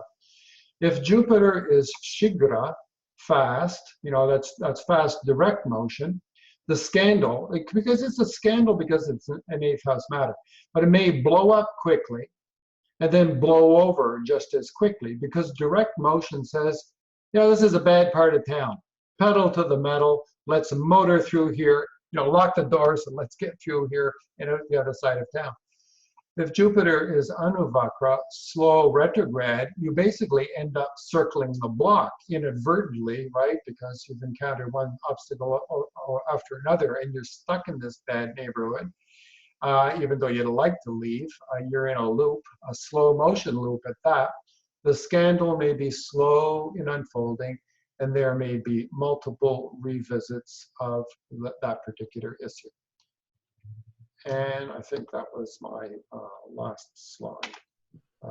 And it's just as well, I can't seem to advance my, there we go. Okay, yeah, that's it. Was my last slide. Okay, that's it. Thank you. Let's see, I need to unshare. Okay. Allan, thank you so much for that presentation, especially diving into the literary terms and all the different layers of Gati, and really diving into the term Vakra and the meaning behind that. I think that's so beneficial, especially Westerners trying to understand the ancient Vedas. We have to understand that the Sanskrit language is interpretive, where, you know, there's lots of different meanings that can be taken from these words. So we have to look at all these various meanings, and I'm really happy that we did that. So would anyone like to comment on Allan's presentation and maybe discuss Gati or the word Vakri or Vakra, or anything else they would like to share? Vistiji? Yes, the word reassessment really makes sense here. It's really well done and really pointed out very nicely, Allan. Excellent work. One thing that I was taught when we are taught in the tradition about retrogression, we start with Sri Ram's chart, because we say in Sri Ram's chart, he's supposed to have Saturn retrograde in the 4th house. And then when we dive into the interpretation and then one topic that comes up is, in Sri Ram's chart, we are supposed to say he was born because of a curse of the Narad Rishi, all right? The Narad Rishi. And that we depict as that a rishi is Jupiter, and we see Saturn aspecting Jupiter, Mars aspecting Jupiter. We see also, yes, Mars and Saturn, my mistake, those are the ones. And when we are then told, well, how come, the question came up, what would have been Sri Ram's remedy? All right, that question comes up. And so we are taught in the tradition, there was a problem because Ram knew all the rishis. His family priest was the great Vashishta Rishi. He was taught by the great Vishwamitra Rishi how to fight in war. But none of them could remove this curse when it finally happened that his wife was kidnapped and he had to go to war. How come that was? And so that question, that reassessment comes up. And here we're taught, if a retrograde planet is involved in a curse, so we have his Saturn was retrograde, it was involved in the curse, then the curse is unflinching. It cannot be remedied. We can only cushion it. We can only give him the right advice, because again and again that curse comes up and continues and continues and continues. And for a whole 14 years of the Mula Dasha of Saturn that he went through, 14 years of Vanvas, exile, that he had to see away from his kingdom, during which part of the difficulties arose with Sita and the war. He could not remove the curse, even with the best help of the greatest rishis and gurus and teachers. Saturn unflinching, retrograde Saturn. It could be any planet that was retrograde. It could have been his Jupiter or Mars or Saturn, which were part of the curse. But because it was retrograde, it means the curse could not be removed. Constantly repeating and continuing the same trend. The reassessment, if you will. All right. So that was what I wanted to add, because it properly fitted with your presentation, and I thought it was just brilliantly put out. Beautiful, beautiful. We're really getting into the true meaning and nature of this position and its influence in the chart. Can I just say? Of course, Dr. Foss. Following on from Vistiji's very nice comment, that the point was that it was the will of God.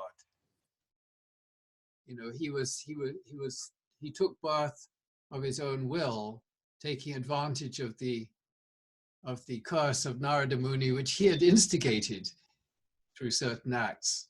So I think if we have a situation where we have one of these curses and we see a retrograde planet, we don't have to assume it's a problem. I mean, after all, Sri Ram did not resist.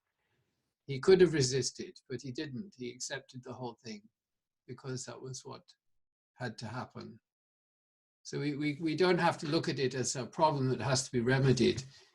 We can try remedying it. But what I'm saying is we can take a positive view of the situation. We don't have to feel in a serious, hopeless situation. Yes. Yes, thank you, Dr. Foss. I think when working with Saturn, it's especially important to note that sometimes we can't change our karma. Our karma is so. But what we can do is we can become more in surrender of it. We can become more patient. We can become in acceptance. Correct. So that's the real remedy. That's the real remedy, is being able to accept and surrender that this is our karma and that there is some greater good that will come out of it, no matter how much suffering or how much difficult he was, such as Lord Rama in his exile. Always that there is spiritual change or growth manifesting, especially of Saturn, when we're talking about Saturn Vakri position. Exactly. So it's very interesting. I mean, just spend 1 minute, because if you read like the Durga Saptashati, you see that when the earth starts to feel an intolerable burden, then she goes in the form of a cow to the Lord and asks for his relief. You know, or in some way that appeal takes place, and then the Lord has to take birth to relieve the burden. So in that case, Ravana she was torturing everybody. But I mean, we're facing a similar situation today, aren't we?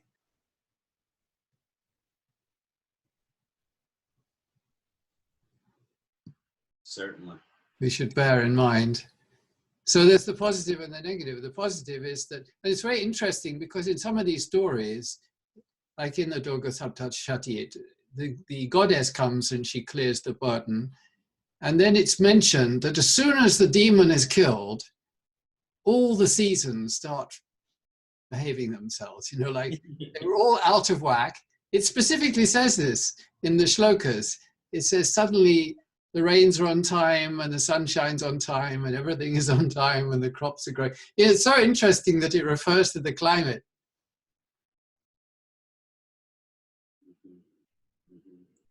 Yeah, I mean, part of the reason I brought this summit to have right now is because Saturn and Jupiter are retrograde right now. And with conjunction with Ketu, I just thought that there could be some clarification that would really bring anyone who's into Jyotish and knows the current retrograde positions right now, that we can understand them better.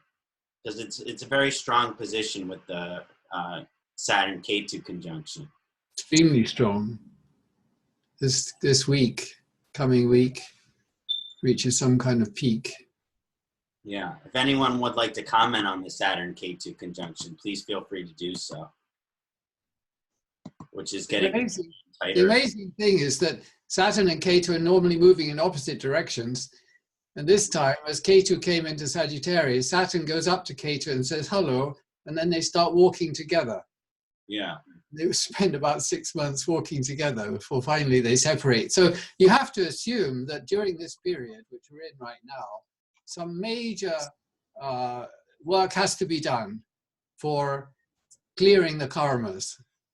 Yeah. Must be something very profound going on. Yeah, it's like a purifying. Yeah, huge. And see, it's in Purvashada.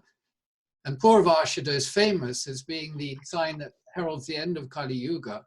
I'm not saying Kali Yuga is ending right now, but there's some kind of, you know, it's the oceans, the waters, the Apa. So it's like this huge, powerful cleansing force is fully functioning with the power of the oceans. And it's true that there's a tremendous amount, you know, coming up in the news about the destruction of the oceans, and on every level, people have gone down to the bottom of the Mariana Trench and found plastic bags. What to do? Yeah. Yeah, I think it's in it. You know, it reminds me, you got to go to the bottom to get to the top. Exactly, that's it. Dr. Dharmesh, bye. Take over from this presentation. Yeah, I too need to want to add something between the Sagittarius, as you mentioned, that Saturn and Ketu. Here the Saturn is somewhat comfortable in this sign, but the Ketu itself is not comfortable in this sign, being it's a doubleted sign as a belief. So what happened that as Andrew sir has already mentioned, that older karmic things will come out. But major thing is that the Saturn Ketu, the Saturn, and the sign is of a religious. So whatever the people's religious belief is there, and whatever the myth or whatever the wrong thing has entered in this our great knowledge or our Shastra or our Vedas, that will be removed. And maybe we are working on that only to remove all the myth. And religiously and spiritually, whatever the obstacle comes, that the Ketu is not favorable. So whatever the past things which has been so much holding, so much keeping a pressure on the people, and wrong belief has been made, that will be cured as Saturn is retrograde. As we have seen, that's a bounce back. So whoever has done any wrong deeds, whoever are spreading something negative to the religious, negative to the dharma, negative to the Shastra or Vedas, they will be bounced back, and the truth or the reality will come forward. So that is why I also observed since 1 year that the people curiosity about astrology has been too much in the peak. So many new channels also came. So many new research has been done. Although it was done in the earlier stage also, but was not being spreaded. Now because of this media and everything, we get to know each other's knowledge. So this is the right time between the Saturn become a motion. We all should work on the myth or whatever the wrong thing enter into or wrong interpretation has been done by somebody, that can be corrected. So this is a time to cure our religion, our belief, our faith, our knowledge. This is the right time to throw out the garbages from the our all these belief which are wrongly placed in the society. So this is a great thing we can do during this Saturn Ketu, and once the Jupiter enters, when about the 3 months, the November, December, and January, they all three will be together, and when the Jupiter will come forward, then the whole Mars will be affected. So before that, before the 5th of November, when the Jupiter is about to enter the Sagittarius sign, and in June the Saturn becomes motion in this month only. So we should work on this and to remove all the myth, and we should spread. We should own self also research so many things, and we should produce, because that goes slowly, slowly to the mass. And there's all the people, those who are watching, those who are observing, they all will be practiced by the Sagittarius Jupiter. And by 3 months, when Saturn will leave, then this will spread throughout the people, and then people will leave these things, and getting this knowledge for the period of next 12 years. So that's a good opportunity we got in this year 2019, and we should do more and more this kind of summit to remove all the myths and to remove all these bad things which has entered into us. So though that much only I have to say. Thank you very much. Thank you so much, Dr. Dharmesh, always. Any other comments before we move on to the last presentation before the break? Okay, well, I just kind of want to open up a discussion with everyone on Venus retrogression. I think that Venus retrogression, in my experience, is something that is very misunderstood.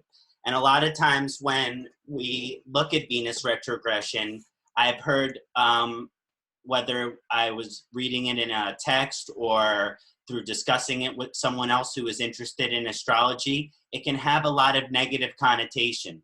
And one of the things that's most important to me about Jyotish is removing the fear, removing the negative connotation. So I did want to focus in on Venus retrograde and remove a little bit of the negative connotation. Now, one of my, like as it was mentioned, it's twisted, it's unusual, it's unconventional. These are some of the words that are associated with Vakra. And when Shukra is in Vakra position, it is certainly unusual. But when we say unusual, let's not use the word negative. Let's not use the word bad. Let's just say unique, eccentric, special.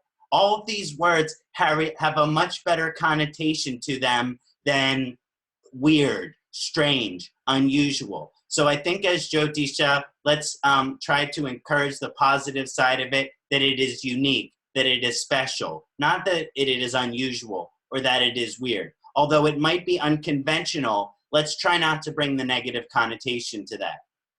Now, one way that I like to describe Shukra retrograde is that beauty is in the eye of the beholder. This is one of my favorite sentences. There was this United States TV show named The Twilight Zone, and there was an episode where there was this gorgeous woman, but she was being operated on by aliens, and so they thought that she was incredibly ugly, when in fact she was this absolutely gorgeous and beautiful Hollywood actress. So the deeper lesson here is that beauty is in the eye of the beholder. And when Venus is in a retrograde position, see, Venus likes to attribute beauty to things. Venus likes to attribute value to things. And so when Shukra gets Vakri or retrograde, what we attribute beauty to, what we attribute value to, may not be normal. Now, when I say the word normal, it might not have to do with societal standards. It might not have to do with societal labels. And it can also just be something where it's uncommon. But people with strong Venus retrograde position, regardless of the dignity, they can have a non-traditional approach to the relationship. They can have a non-traditional approach to the romance. Depending on its position, maybe they can be more of this potential towards what you call polyamory, or the possibility of having multiple partners, something I've never been able to wrap my mind around. There's also this idea of attributing, because Shukra is the lord of wealth. So also when Shukra is retrograde, what we say is valuable, what we give value to, what we say is important, is usually unusual. And so there can be kind of a moksha vibration or a renunciative vibration when the Shukra, especially I've seen Shukra in the 12th house in a good dignity. And this person is very spiritual in the sense that they renunciate against the money. They renunciate against the material world, and they renunciate against the material things. So again, I just want to start a discussion. I want to take the negative connotation out of Vakri. We do know when we looked at Saturn that it is a deliverance of karma, but we also want to know how it's manifesting, not necessarily in a difficult way, but in a unique way. And my best way to describe Venus retrograde is that beauty is in the eye of the beholder. And so these people might find certain physical features in other people more attractive than the average person. For example, they like some very specific rare hair color, and they only like people are attracted to people with that very specific hair color or that very specific skin tone. Or maybe they're bisexual, or maybe they have different sexual orientation. All of these things, again, are just unique manifestations of the Venus retrograde position. And I have noticed a unique relationship with material work, a unique relationship with the material world, and also a unique relationship with what we call beauty and what we think is beautiful when Venus is retrograde. So that's all I wanted to share, and I would love to hear the rest of the panel, anything they would have to share about Venus's retrograde position, which is not happening in 2019, but will be happening in the next year after that. Anyone want to share, Dr. Dharmesh? Yeah. See, Venus, out of all the planets, is a very soft planet. One has to understand that it is a very soft planet. And people having a Venus retrograde, they are very also soft people. So when it is retrograde, then it will become more softer. They like more inclined to the things of attracting the things towards them. See, Venus, we all know it's a magnet. It's a like of attract of everything. Like example of a diamond. Diamond always attract the whole world. And because of the diamond, there are so many wars also has happened. So, see, this is a Venus. So when it is become a soft and when it is become retrograde, then these are the people who are seeking much and more about the emotion and love. As you mentioned, love. So here I have to state that they are seeking more attention to the love, and they are filled with this sometimes because of the retrogression. Their own inclination is more. And sometimes being a retrograde, they are against the nature rules because sun is a rules. Sun is a ruler. Sun is a king who is a rule maker. So when it is a retrograde means they may go out of the frame of peoples or the society which is formed by our saints. So it happens that when Venus is retrograde, that means they seek more love from the people. They seek more attention. They seek more pleasure from the people, and always being misunderstood. Sometimes it happens that people goes to the multiple relation, as you mentioned, multiple relation, or like uh, uh, other kind of a pornography or everything, where the Venus is retrograde. That means they are inclining more to seek attention and love from others. When they fail, then they go into the reverse side. Retrograde, Vakri, that means something has to be go beyond the natural way. So that is why when Venus, being a soft planet, is being a very soft planet and being retrograde, it means now people will go against the society and they achieve their pleasure. So that much only I have to add because of Venus, that specifically very soft planet becomes hard. Thank you. Thank you, Dr. Dharmesh. Certainly something I agree with, the receptive quality of the Venus retrograde. Anyone else like to share their research? Oh, Visti ji, please. Thank you. And thank you for a lovely speech. Dharmesh really added nicely to this. On the topic of retrogression, I recall the teachings of C.S. Patel, Chandulal Patel many years ago, where in which he spoke of that when a planet is retrograde, what's happening is that it is actually taking its blessings or its curses and increasing threefold. So as a result of which the benefics become 3 times as much beneficial. They're not becoming weaker, actually. They are becoming much more beneficial. I was given this analogy. When let's say when Jupiter becomes stationary, his stopping is a time when he's meditating. And when he's meditating, he's charging. He's actually sleeping and charging. So the planet is sleeping when it's stationary. And when it comes out of that sleep, emerging from that sleep, it then starts giving from what it has found in its sleep. So obviously a benefic like Jupiter is not actually sleeping, it's meditating. So its blessings become 3 times as much. Imagine the guru coming out of meditation. Imagine a teacher or yourself coming out of meditation. You are charged. When we open the temple doors to see the Devata, it's charged because of the prayers. That first opening, the liturgy also depicts this in Orthodox Christianity, that they first do the prayers, then they open the doors for God, for the public to benefit from. So that retrogression or coming out of stationary is a very beneficial time, especially in the topic of retrogression. Now, benefics like Venus and Mercury are rajasic in nature. So when they go stationary, they're planning. They're not sleeping, they're not meditating, they're planning. And they begin taking their plans into action as soon as the retrogression comes. And then a Venus would give 3 times as much beauty. Mercury is going to give 3 times as much wealth because he's hankering for that more after all the plans he has made. All right?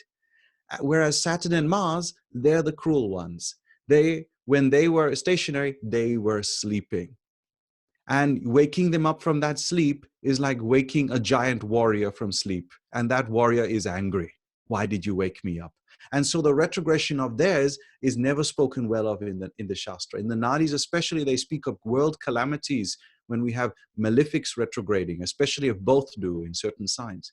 So when we speak of how to interpret Venus retrograde, it can go both ways. The passion is very high, but Venus retrograde can also cause a person to be passionate about celibacy. It can happen in certain positions. It depends on the position. It's not in every position it'll do so. For most people, this is not going to be the case. Venus will not be encouraging celibacy. It'll be encouraging relationships, hopefully. All right. And so it depends on the house where it is placed from the ascendant, how it reflects to the person. But either way, the energy is 3 times stronger. It is a blessing no matter what, because it is Venus. It's a benefic. It wants to bless. So that is the attitude we should have to retrograde planets. See its nature first. Don't write it off as negative. Excellent. That's my tidbit on that topic. Beautiful, beautiful. Creating so much positive energy around these retrograde positions.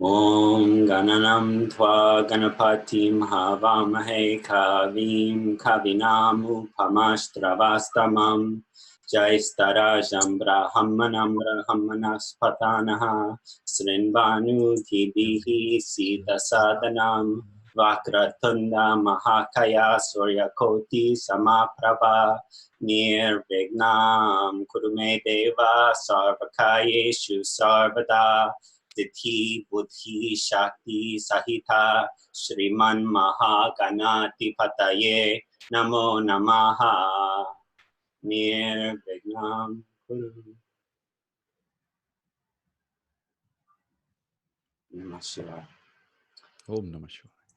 So, Dr. Foss, if you would please share your research on Rahu and Ketu as retrograde planets and the retrograde nature of their effects and influences. Good.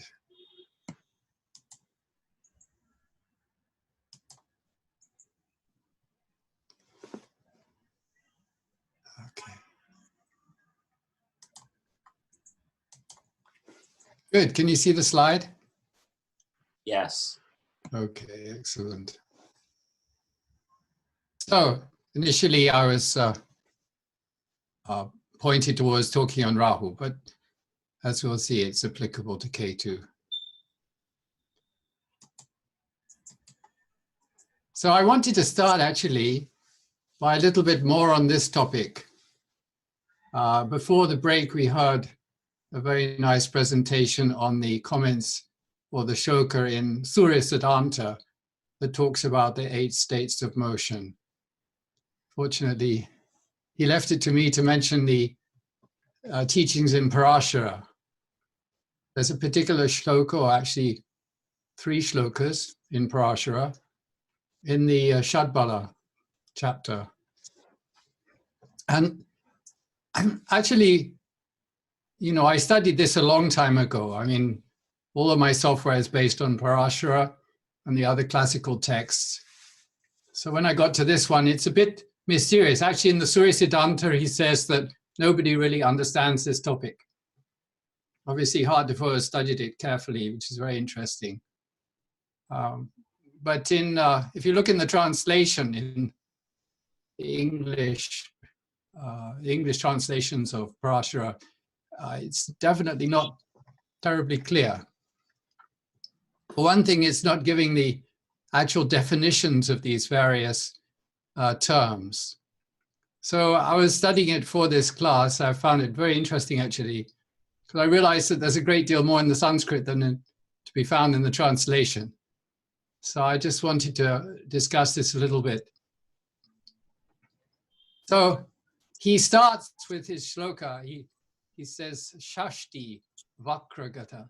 So the point is given immediately that the power of the Vakra condition is full power. 60 means 60 virupas, or points, and it's typically the maximum. So none of the other states of motion get given the same strength as Vakra, which is very interesting. Then he mentions Anuvakra, and he says Dala. Dala means half. The only things he mentions are Shashti, Dala, Pada, and Padonam. So one has to understand it from this. So of course he's saying half, everyone understands that means half of 60, which is fine. That's clear. Then Vikala. Vikala is the same thing as Kutiya. Normally it's understood to be the same as Kutiya. I mean, that's a norm. The meaning is essentially the same. So he says this is Pada, which means a quarter. These are the strengths that he's assigning. Then he says Bhukti Syad. This is not mentioned in the translation. What does this Bhukti Syad mean? And Bhukti is a sort of technical term in Jyotish. It's got other meanings, but in Jyotish, it means the daily motion. So in other words, if the planet's moving at a mean speed, that's the speed it's going at. So what he's telling us actually is quite brilliant. And this, I feel almost embarrassed that all these years I never paid attention to this Sanskrit shloka, is that all these different fractions are also in terms of the daily motion. So in a way, he's actually giving us a clue for the definition, not just of the strengths, but actually of what these states represent. So he's saying Vikala is a quarter. So it's a bit, mysterious really about what this Vikala really is, because if we take it as stationary, that should be 0 strength. But he's giving it 15. So this, I'm not going to give you an answer on this. This is something that we all have to contemplate on. And then we have Manda. So this is the states of Vakra, Anuvakra, Vikala. This is the traditional states of retrogression. And then the planet starts going forwards. So this is the list that is given in the first shloka. So Manda, which means slow, is again Pada, or a quarter. Mandatara, which means literally beyond Manda. It's always interpreted as very slow, but it really means whatever state is beyond Manda, which could be faster, in fact. You know, this is the confusion. People don't know what to do with this Mandatara. Are we going to sort of move it back and stick it before the Manda? Or does it really go after the Manda? Is it strength? Because he says the strength is Dala, which means half. So in order to try and understand that as very slow, the translator has said, okay, it means half of a quarter. Because Manda was said to be a quarter. So, and Mandatara is a half, so that's how they get 7.5. You look in the book, it says 7.5, but it's not obvious that that's what Parashara means. And then Sama we had mentioned in the Surya Siddhanta. It says Madhya actually in some places. So again, this is Dala. And then Chara is Padonam. So this is something interesting because at least it's fairly easy to understand. He specifically mentions Bhukti again. So what he's telling us is that this Chara movement is actually 3/4 of the mean daily motion. And this is a kind of peak strength.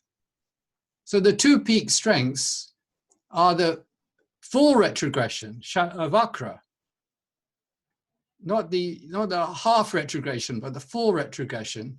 And when the speed comes up to about 3/4 of the forward motion, then it kind of peaks. Because when it goes beyond that in Atichara, then the planet's starting to move fast. And it's a well-known concept in Jyotish that a fast planet is not very strong. It loses strength. It becomes what they say, beaty or anxious. So this is interesting, I thought. I thought it was interesting. Anyhow, but it's giving us a clue, you know, certain clues at least we can understand out of this. The power of retrogression exceeds the power of a forward-moving planet. And a forward-moving planet shouldn't be moving too fast. That's another thing to watch out for, because if a planet is moving fast, it's lost about half of its strength. Now, that was the first shloka. Then the two more shlokas. It's essentially the first shloka, he just lists the different states without giving any detail. And then the next two shlokas, he goes through them again in a slightly different order, giving all this details that we've just mentioned. So we don't have to review that again. But notice the order of at least where the Sama comes is different. So what does that mean? I'm not going to try and explain because I don't fully understand. I mean, this is something that actually everyone has always had trouble understanding over the centuries. But if we think deeply about it, perhaps we will.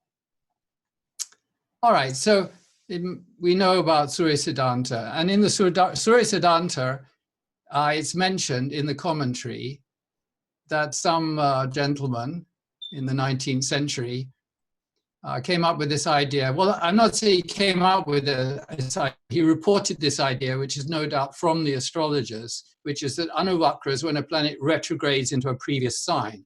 So if you read Jyotish, you will find this concept quite commonly mentioned.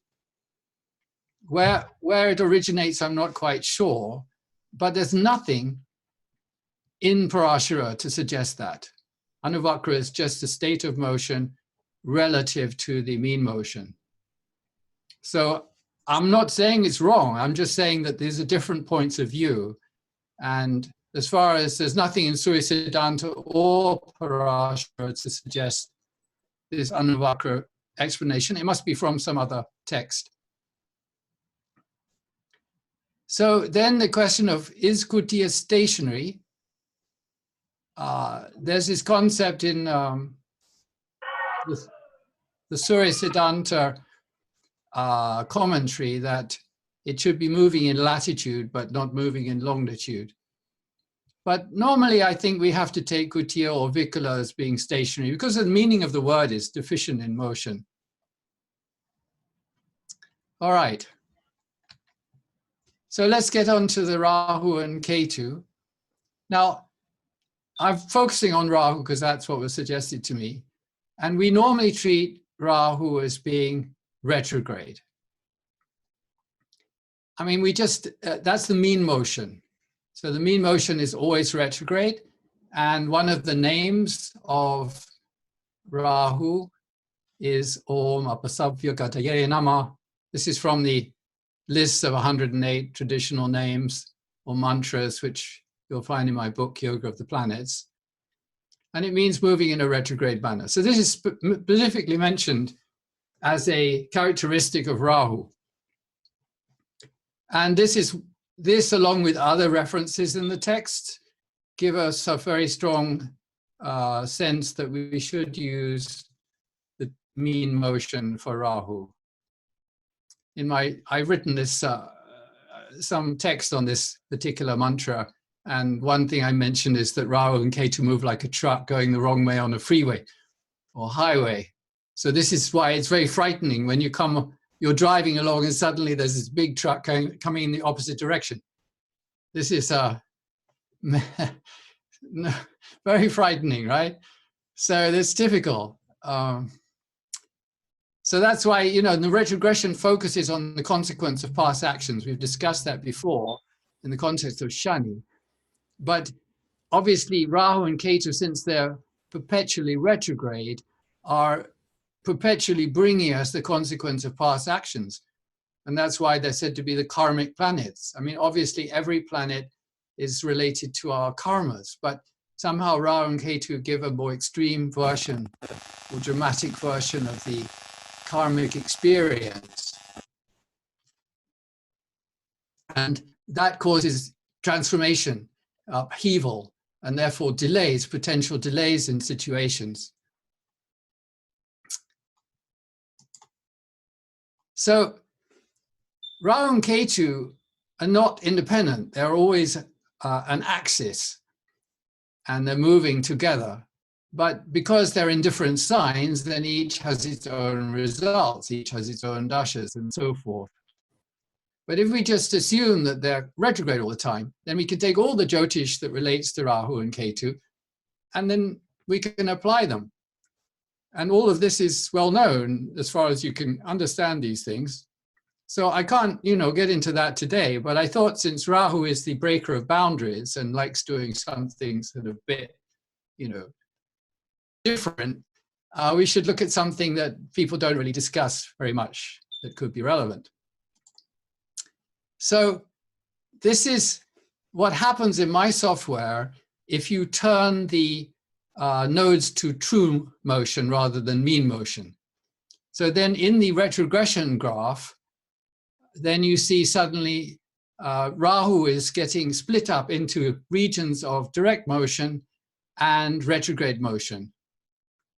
And you'll see that this is the current situation right now. And you'll see that there is mostly retrogression, and occasionally there's these periods which are colored orange where there's true motion, and there's a sort of pattern. You can see the pattern to it. Obviously, the whole thing is a specific cycle with its own mathematical harmonic basis. So right now, we're actually in a period of direct motion of the nodes until the 10th, tomorrow. So let's see, it's very interesting to look at this as just out of interest, we can look into this as a phenomenon. So I've got a couple of examples. Now, this is a famous example. This is September the 11th, 2001. It was outstandingly terrible day, and there's very few things that we can compare it with. And it was a day when the nodes were stationary. So the nodes went stationary, and then they went retrograde in the early hours of the 11th, after having been direct on the 10th. So there was something, who knows? I'm just presenting this out of interest. You can think about it. But there's something going on. Now, we've discussed earlier that this sort of stationary condition when planets are changing has some kind of special power. It's not the sort of virium or strength that is being described in the, say, in those Parashara slokas so much, but there is something very potent about it, which you'll find if you study charts. And this is one, maybe coincidence, possibly. So I started looking at other terrorist incidents like the bombing in London, the attacks recently in Sri Lanka. They don't have this, this situation. But then if you look at the charts for those events, they're not dominated by Rahu. And if we look at the chart for this event, what we find, it is dominated by Rahu. This is Virgo rising.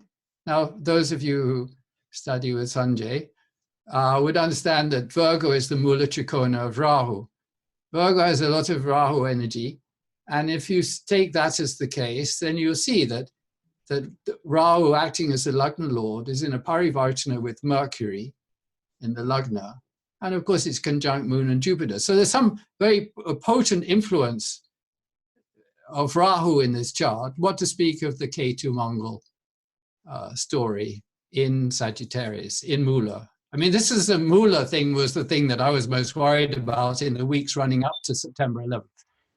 Because when I thought when the moon gets to Rahu, it's going to be bad, So I remember coming down the stairs, my mom's house, and I walked in, and she was watching the TV, and there was the whole drama was going on. I thought, oh my God, it's the 11th. So there we go. Anyway, it's a very Rahu day. Now let's have a look at something else. All right, you see this clearly, but this is the day that Hitler attacked Poland. So what we can see is he launched his attack on the 1st. The Rahu was retrograde, and it went direct on the 3rd. So what happened on the 3rd? The 3rd is the day that France and Britain declared war on Germany.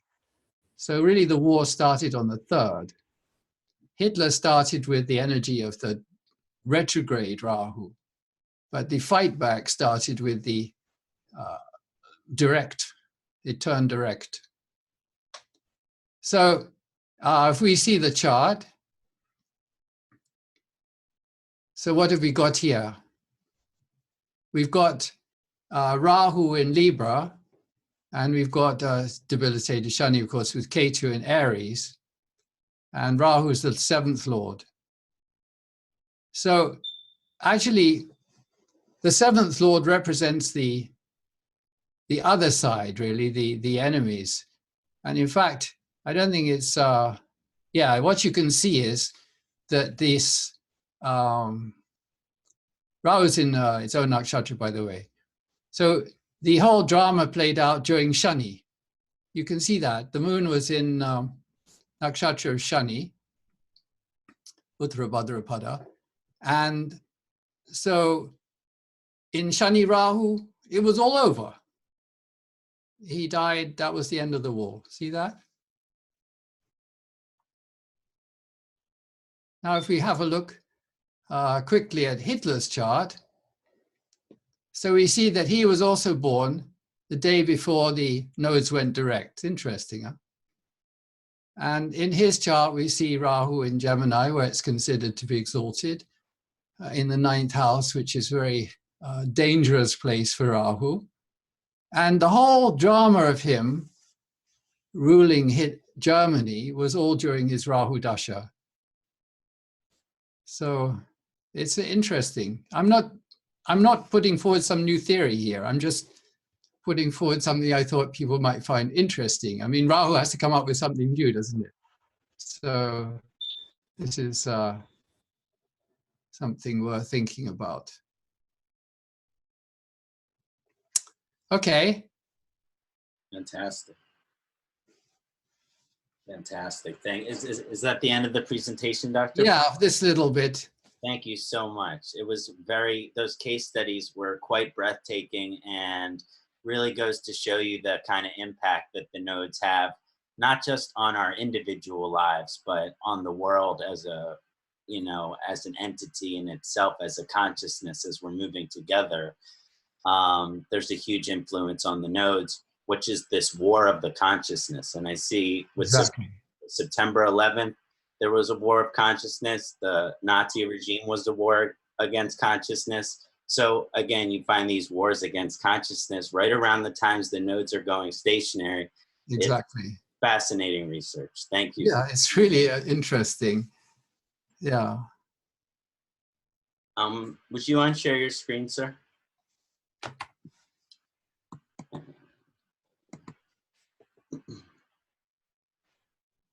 Thank you, thank you. Would anyone like to comment on Rahu and Ketu as retrograde planets and their retrograde and stationary actions? Any of the other panelists?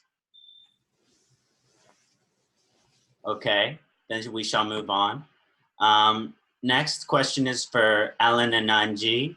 Will you please share your knowledge and research as it relates to retrograde planets and bala or strength? Yes, thank you. Let me go to screen share.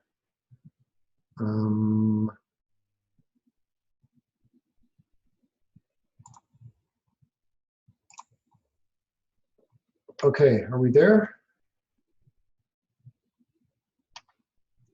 Am I sharing? Do you see my screen? Yeah, okay. Looks good.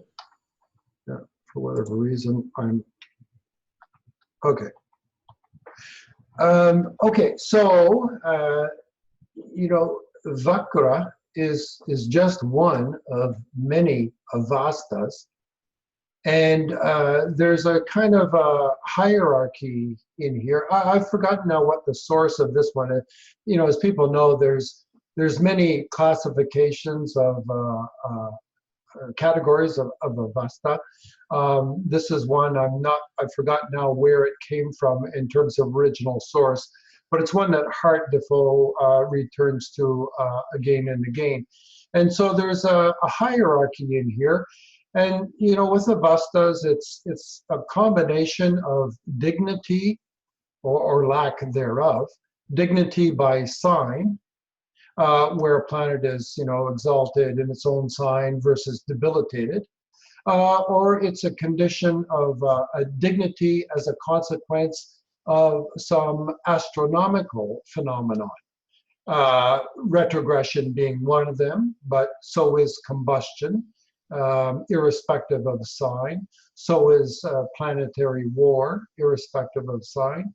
And so is new moon or full moon, independent of sign placement. So basically, you know, conditions as per sign placement or conditions as per astronomical scenario. These are the building blocks of the Avasthas. So here's basically more or less in a hierarchy from top to bottom. I mean, we could argue about whether a planet is stronger in its own sign, you know, landlord in his own house, versus a planet that is exalted, treated like a king in somebody else's house. We could debate that, but, you know, this is the general order of things. So pradipta, exalted, and, you know, there's a meaning associated, and like everything in Sanskrit, this word pradipta, you know, means on the surface blazing, exultant, just as two convenient adjectives. But, you know, there's more to that, but there's not more space on the slide, so I've kept it this simple. Sukhita, a planet in its Mula Trikona sign, happy state. Svasta, or Swa, a planet in its own sign, comfortable. Mudita, friend sign, in a state of delight.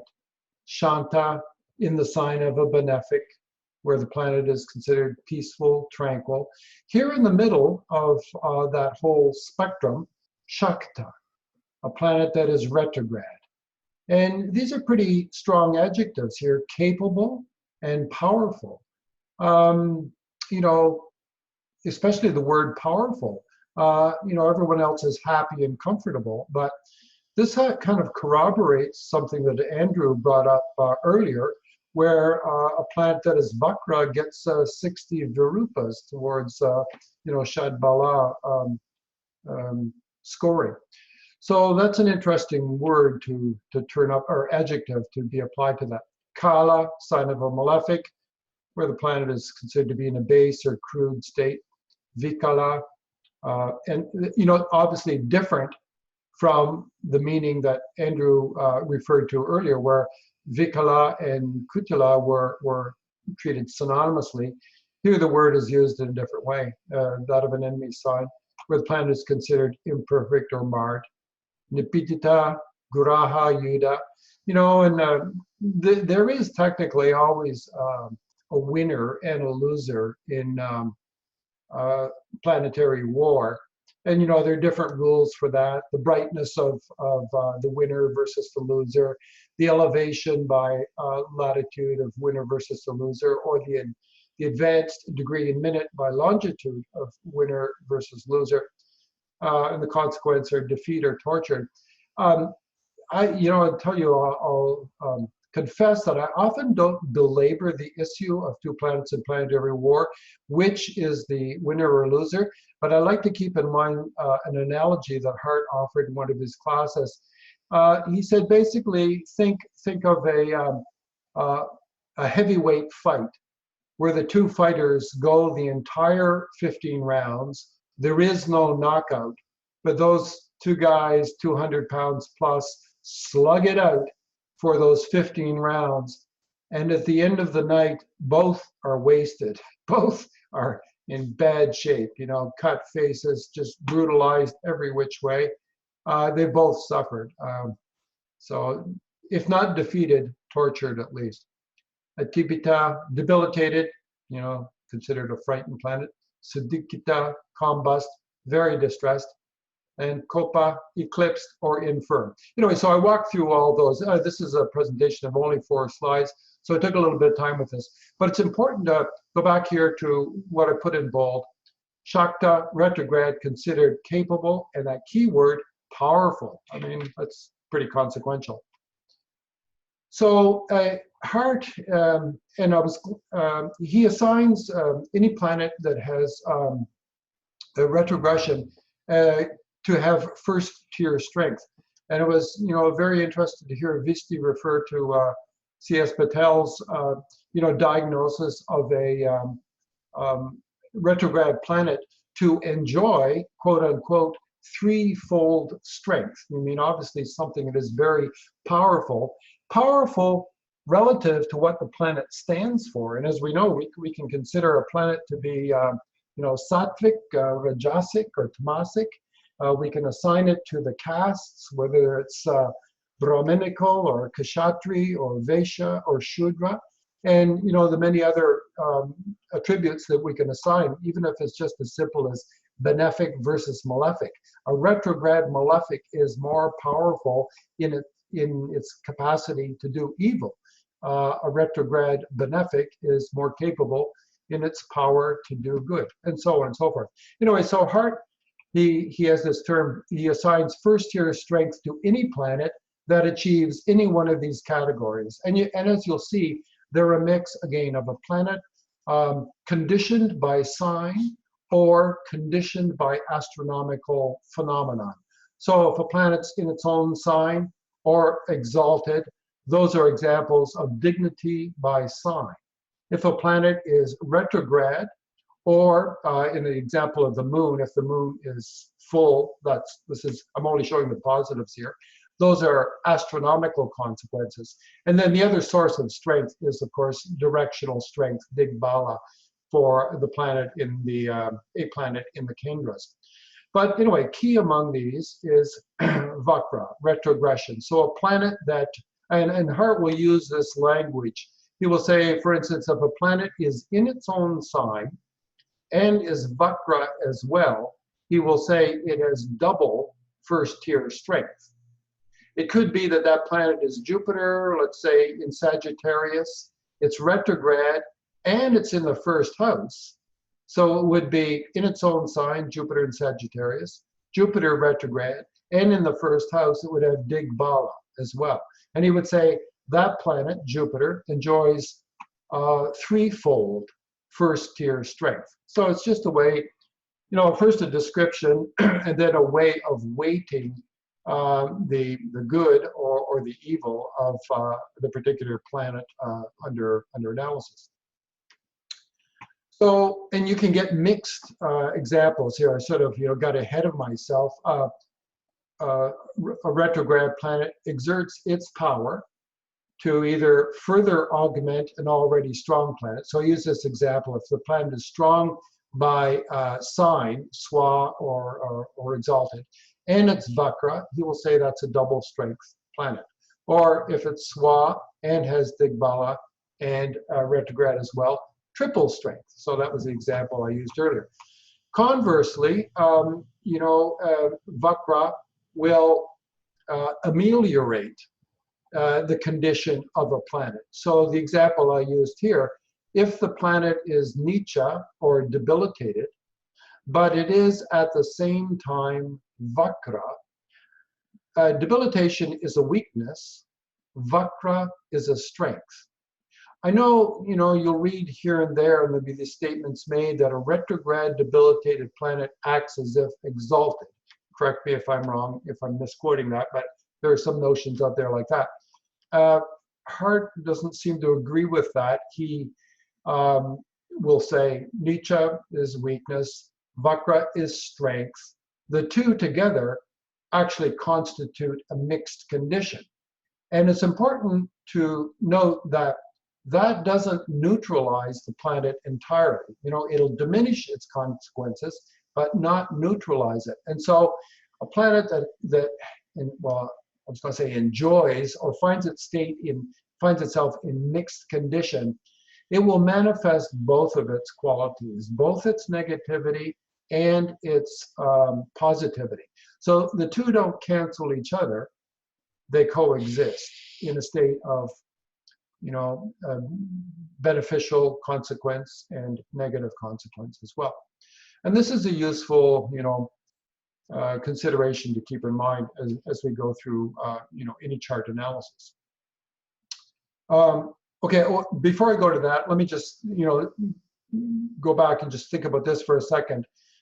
So earlier in somebody else's presentation, we're talking about, I guess it was Kṣaṇāti, who was talking about Venus retrograde. You could look at Venus as let's say, a kama karaka, as a planet that denotes the pursuit and/or acquisition of pleasure. And so if Venus is a retrograde, that is a source of strength, and it will somehow inflate that desire for pursuing pleasure or enjoying pleasure in whatever forms. Now, for some of us, pleasure is ice cream. For others of us, that pleasure might be multiple orgasms. For other, that pleasure might be a brand new luxury automobile, and so on and so forth. And I'll get what I'm alluding to, sort of like typical associations that we have with Shukra and its pleasure endowing consequences. So if you see that in the chart, that's a little tilt in one direction. It's like a little litmus test that Venus is powerful to promote some of its significations. Then if you look further into the particularity of the chart and you see that Venus owns or occupies the second house, then you might very well go down the road to saying, yeah, there's a person with the sweet tooth who really loves the ice cream. And you may not talk about cars or sex at all. But if that Venus owns or occupies the fourth house, and let's say dignified by sign and is retrograde, then you might very well go down the road of the vehicular comforts or something about the home and real estate. But as a karaka for vehicles, Venus is commonly acknowledged. And then if it's a seventh lord or a seventh house occupant, and that Venus again enjoys one or more dignities, including retrogression, then your interpretation might naturally skew towards notions of partnering and sexuality, because that indeed is the meaning of the seventh house. So, as we're all familiar with doing this, you're looking for confluence. And retrogression as just one indicator of planetary strength, along with its condition by sign and its occupation and ownership of specific houses, layers on those various signals and various litmus tests that one after the other may deflect the needle further and further in a direction that we've, our intuition or, basic astrological logic has inclined us to start, opening our mouth and saying that thing to the client. then the last slide in this short presentation is once you see a retrograde planet in the Rashi, you say there is a strong planet. Once you go to the Amshas, the Vargas, the divisional charts, Hart considers this planetary strength that was born in the Rashi is carried over naturally, its first tier strength, into all of the Amshas. Now, as you well know, when you go from Rashi to Amsha, whichever divisional you're looking at, you might very well have changed signs. And now your evaluation of that planetary condition by sign, and indeed by Digbala, might very well evaporate or appear in a new guise. But the fact that it was retrograde in the Rashi carries over into the Amshas and will perpetuate its strength, at least that strength, into the Amshas, and then, you know, must be evaluated all over again in light of the other conditions and circumstances it finds itself in that Amsha. Sort of a sidebar thing related to the Amshas as well too is that, you know, a Vargotama planet is any that it is, if it's found, let's say Sun is in Aries in the Rashi, and then if Sun is in Aries in the Navamsha, we say that planet is Vargotama. Okay, that's just a lead up, but it's not a good example because the Sun is never retrograde. So let's say Mars is in Capricorn in the Rashi, and it was in the first pada of Capricorn, and so it ends up in Capricorn in the Navamsha as well too. So that's a Mars Vargotama. There are certain conditions that Hart, you know, or judgments he applies to planets that are Vargotama in the Amshas, and they will qualify themselves immediately if, in my example, Mars is not in its own sign. It's not in Aries. It's in Capricorn. So it wouldn't get immediately qualified there, and it's not the full moon. But it is retrograde in my example, and that would immediately qualify it to say, yes, it's technically Vargotama because it's the same sign from Rashi to Amsha, whatever Amsha I'm thinking of. But the fact that it's retrograde, the strength that carries over from the Rashi into the Amsha is good enough to qualify it immediately and say, yes, it is genuinely Vargotama with the power associated in that particular Amsha. So that's an interesting factor to keep in mind when you encounter Vargotama planets in whatever Amsha. These are the three conditions that immediately qualify. There are others that are, you know, have other conditions applied that are more complex to get into, and you know that's another discussion. But these are the easy ones. The easy one to remember is planets that are retrograde in the Rashi carry their strength into the Amshas, and that strength is sufficient to fully qualify any planet that may also be Vargotama in the Amsha. Oh, okay, and that was the end of my presentation. Thank you, Allan, so much for that amazing presentation. Let me stop share here. Okay. Thank you, sir. I really enjoyed that, and it reminded me something of when I started studying Jyotish. I was studying with Mahadev Levine out of Albuquerque, New Mexico, and I was looking at my chart, and I saw that Jupiter was at retrograde in an enemy position in the 4th house, and I look at my Shadbala, and I said, and I saw that Jupiter was the strongest planet in my Shadbala. And I said, well, how could this be, you know, based on my birth chart? He goes, look at the divisional charts, look at the divisional charts. And sure enough, retrograde in the 4th house through most of my divisional charts. So it's the Vargotama in the 4th house, and it gives Jupiter all the strength in my chart. Through the Navamsha, through the different divisional charts. And so that it's very illuminating when you understand that translation from the birth chart to the divisional charts and how that creates strength in a chart.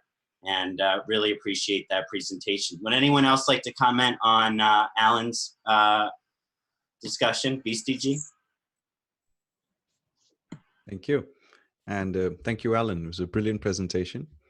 One thing I was reminded when you spoke of Hartefo's method of tier strength is that when we look at the Shastra, they say that firstly, an exalted planet gets a triple strength, right? And similarly, a planet in retrogression also gets triple strength. So here's a statement from one of the nadis. It says, if the third lord is exalted and retrograde and joined a benefic, the person will have 7 siblings. All right. So the statement is, if the planet is exalted, all right, we'll count, and it's retrograde, so another 3, plus joined 1 benefic at least, so that's 7 total.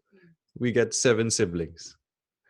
Interesting. So that's what I took away from that, and furthering that's how we can count as well. So it's a very interesting way of going about it with the tier strengths. So thank you for that. I love that as well. Thank you, Visti. Thank you, Allan. Would anyone else like to comment? Or shall we move to the next presentation? Okay, great. So for our next presentation, I would like to ask Dr. Dharmesh Mehta to discuss his research and insights as it relates to the retrogression of Jupiter. Thank you, Doctor. Yeah, thank you. My pleasure. So everybody has shared so many things and about the Saturn, Rahu, Ketu. That's new things. I specifically I'm very attractive toward the Jupiter, because when it's mass-wise also it is a bigger planet, as well as it is in house also we consider 11 house affected by the Jupiter, like 2 its own sign, 1 it is place, 3 place its aspect, and 5 house it's a significator, Karaka. So almost 11 house, some of the other common, that still 8 to 9 house it has a work and it has a sea. When such a big planet is getting retrograde, see, first of all we should learn understand the 3 position of a planet. One is a motion, this all know. When the planets are in the motion, they are playing their role with the straight decided role, with the framework. With the framework they are working. So there is no special result one can expect from the planet who's already in the motion. Motion means if no events happens in your life is like a general life. So it's a motion. The another position, when it turns to the retrogression, the middle of that position is called as a stambi or stationary. This is something attractive position of planet, where I believe the Visti also has mentioned that sleeping and again awaking. So that's a good logic he has put, that planet has just sleeping and then you are making him to awake and to start his new role. So the Stambi, as especially Saturn stationary, we have a 4 to 5 days. So a lot of a thing can be done. Jupiter has a particularly 2 days to be a Stambi or a stationary. This is also time to change your perception or your ideas, your views towards certain things. And ultimately it goes to the retrogression. Now retrogression makes, as I also a disciple of Sri C.S. Patel, and directly I learned from him. So he's as Visti and all this have mentioned very well about C.S. Patel sir. I have wrote his book because he was not able to write. So Retrograde Planet, I have wrote all these books and translated and everything. So this was a very attractive thing I have learned from him, that a retrograde planet, don't underestimate, he has now gone out of control. He has his own way of explanation. So he put examples and these things that in my retrograde earlier video also I mentioned that when the planets are in motion, he has to follow the rules and regulation of sun. When it gets a retrogression, he has already rebelled. He has thrown out all these rules and regulations and say, I will not follow. And now I have my own say. So that Jupiter becomes, when it's a retrograde, he starts his own belief. I have seen many people who has changed the world, who has made his own religious, own belief to the others. They have a Jupiter retrogression. And during the Jupiter retrogression, only this man, the Kṣaṇāti, has put this video of a retrogression. So that is also a right time where to enlighten the people that what is the power of a Jupiter to be a retrograde. So this is the time where not only the bookish knowledge, not only the knowledge which has already been in the text, but something different knowledge has to come out. See, we all study the text. We all study from our guru. We have studied many things from many areas. When we accumulate this and we put in our mind, and our mind start adding some logic, adding some views, and that is our own views or our own creation. And that is, people call it as a research also.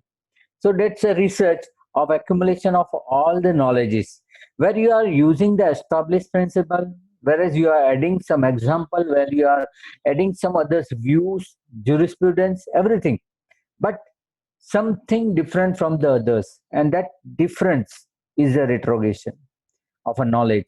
So that's the knowledge is going retrogression. So whatever the text mentioned, whatever the people have mentioned, that is something different you are putting an ideology, and that is a retrogression of Jupiter. We all know that out of which house you have a Jupiter sign, you don't know which place it is placed, but the 5 place is certain in everybody's chart where the Jupiter is affecting. That is second house being a significator, we all affect. 5th house, 7th house, 9th house, and 11th house. These all are the houses which are full of a capacity of a Jupiter. Irrespective of a house lord, irrespective of the planet seated there, their only say is about the Jupiter.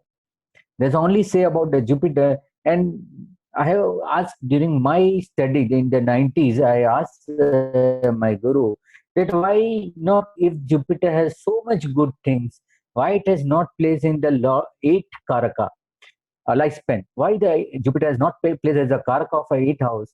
And my guru has replied very well that if the Jupiter has placed the Karaka of 8th house, new life will come, because old life will not end. Then how the new life will come? So that is the beauty of the learning of great astrologers. So the same way, we all affected our 2nd house, 5th house, 7th house, 9th house, and 11th house because of the significator of a Jupiter. Jupiter become a Karak irrespective of the sign, irrespective of everyone. So me and yours and all the viewers have the Jupiter in this 5 house has a say. Out of all these 5 house, only Jupiter has a one role, is a duty. We all know that Jupiter gives the wealth, Jupiter gives the relation, money. This is all our material things. But what the Jupiter really teaches is a duty.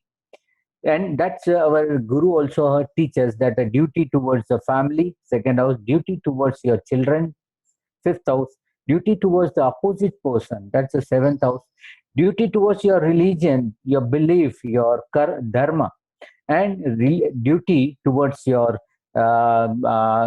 friends and social. So these all are the duties bound by the Jupiter in these houses. Many have this house Jupiter sign also, or Jupiter's place also, or Jupiter aspect also. That is just a toppings. This is just a toppings and add to your real result. But what I mean to say here is that everybody gets this 5 house influenced by the Jupiter. Now consider this all as a normal case. Now what happens when Jupiter becomes the retrograde? When it becomes retrograde, it's only charged for 9th house. Irrespective of 2nd house, irrespective of 5th, 7 and 11. Although 5, all the house is a significant, but it will only charge for 9th house. And here he came out with the new belief, new thoughts, and he showed the light to the future. So that power has to the Jupiter when Jupiter is retrograde. So then he will not look after the 2nd house. You see all the saint, you see all the path maker who has made the path. They all have left their home. They all have left their children. They all have left their wife. They all left their relatives, friends, everyone. They only stick to their dharmas, and that is a retrogression of Jupiter. So that is my request to all the audience and our panel also. When Jupiter is retrograde, irrespective of all the houses, now he will be only faithful to the ninth house. And this ninth house is nothing but the path, your future, your road towards the life. Because life is a eighth house and it is just ahead of a eighth house. So it will show you the way out. And he is a person who will guide the nation, who will guide the society, who will guide. It's depend on the category of a Jupiter, how it is placed. As the earlier lecture has already given the Avastha, that is a beautifully mentioned all the Avastha wise, how the planet get the strength. Whereas the retrogression, why people think as a malefic? That's a question. That retrograde means it's a see, in our house also, one or the two children or one or two people are spoiled. We call as a spoiled person. They don't believe, they don't listen to the family. Is this a stigma by the society? But you look closely to that person to whom you are saying he is spoiled. Now see, he is enjoying his life. Irrespective of what the others are doing, he is actually enjoying his life. The same way when the Jupiter is retrograde, maybe society or people will see that he is something mad, he is something out of this way, why he is speaking. All the great saint, when they speak, is all has given the objection. Like we know Lord Jesus, we know the Lord Rajneesh. These all are the people in the initial stage, they all being criticized, but they are now a path maker. Now they are a good followers. Why? Because the Jupiter was a retrograde. You have an immense of a knowledge, and irrespective of bookish, irrespective of all this knowledge, the people will only realize when they start practicing it. And that is why I say when the retrograde Jupiter is there, somebody's, you should see him as a respect that he is a game changer. He is a person who will going to make something different from the others. So this is the Jupiter retrogression, that ample of duties he has, ample of good faith he has. He has said, see, ninth house is called as a dharma house. We all know it's a dharma house. The definition of a dharma, it works from the dharma. Dhar is a real word from which a dharma has come. Dhar means to hold together, where the person comes forward and hold together to the nation, hold together to the society. So they are the person who are really a dharma follower and really a person who will join entire world. And we all know that with the community, with the this all the society, there is a one person behind him who has hold together all this person. So whenever Jupiter is retrograde, it's not a malefic. There are so many myths that retrograde planet becomes a negative. It's if exalted, it is doublated. It's nothing like that. It's just the astronomical effect that it has gone behind the earth, from where the sun is not able to see. So the same way, his things, his knowledge is not seen immediately by the people, but he will come out from the cage, he will come out from the samadhi, meditation, and then his knowledge will be come to the world. And those who are having a Jupiter debilitated, they have also changed the religion, changed the people's mind. And those having a Jupiter retrograde, they are the two people who has always changed everybody's belief, everybody's thoughts, and everybody. So retrograde Jupiter is not a stigma. It doesn't mean that they have no family gain, they'll not have a money there, but they come out of these things. They themselves come out from all these things, and they have a burning light inside them that they want to change the world. So retrograde Jupiter in this context, I say that it's a very powerful, and those having this will make some change in the other's life. So that is all around my knowledge about the Jupiter. So now others can add something on that. Thank you very much. Thank you, Dr. Dharmesh. As a Jupiter retrograde native myself, I really felt comforted through your expression. And one other thing that I wanted to mention was one of my favorite teachers that I studied with for many years Dr. Vasant Lad. He's from Pune, India. And he might say things that sound serious, but he always says them with a very light heart. He's a very light-hearted person. And when he put up the chart of the patient on the board and he saw Jupiter retrograde, Dr. Lad would say, well, you have the curse of the guru. And the client would go, what do you mean I have the curse of the guru? And he goes, in a past lifetime, you were studying with the guru, and then you got what you needed as far as knowledge and wisdom from that guru, and you left that guru and you moved on. And then he joked again that that guru became jealous. Now, we all know no true guru experiences jealousy, but this is part of Dr. Vasant Lad's humor. But the basic energy of what he was trying to say about a Jupiter retrograde native is when they learn what they want to learn, or when they learn what they need to learn from one specific source, then they're not afraid to leave that source. They're very confident to move on to the next source, to move on to the next teacher, to move on to the next guru. So they are very spiritual, but they also like to study many different religions. They might be born one religion and like to study other religion. So there is this innate energy of, going beyond the boundaries when it comes to this Dharma, when it comes to this spiritual wisdom. And I like everything Dr. Dharmesh said as well. Well, will anyone else like to share upon the Jupiter retrograde? Jupiter and their experience with Jupiter retrogression? Okay, well, then we shall move on to the following question. Thank you, Dr. Dharmesh, again. And is for Visti ji. Visti, would you be so kind as to share your research and wisdom as it relates to the transit of retrograde planets? Thank you very much. It will be my pleasure. And so because we're having our transits right now, the retrograde transits, it's obviously relevant. So I have a few tidbits. Well, they're not small, I dare say, a mix of what I've learned from my teacher and also a few things from C.S. Patel, Dharmesh's guru. I didn't know that. That's good to hear. And in fact, when I learned some of the things that I'm going to share, I learned them when I met Chandulal Patel in Mumbai. So if I share my screen, let me just bring this up. And again, if somebody wants the slides, you know where to get them now. And first and foremost, let's see here. Yes. Now, in depicting the retrograde motions in transits, it's important for us to depict and divide the transits into 3 specific forms of transit. So in this, before we get into 8 motions, 8 motions is jumping into the deep end, right? So before we do that, we get into 3 motions is what I was taught. And this is also what Chandulal Patel also explicitly pointed out. And his basis of these terms that I'm giving are also in the nadis.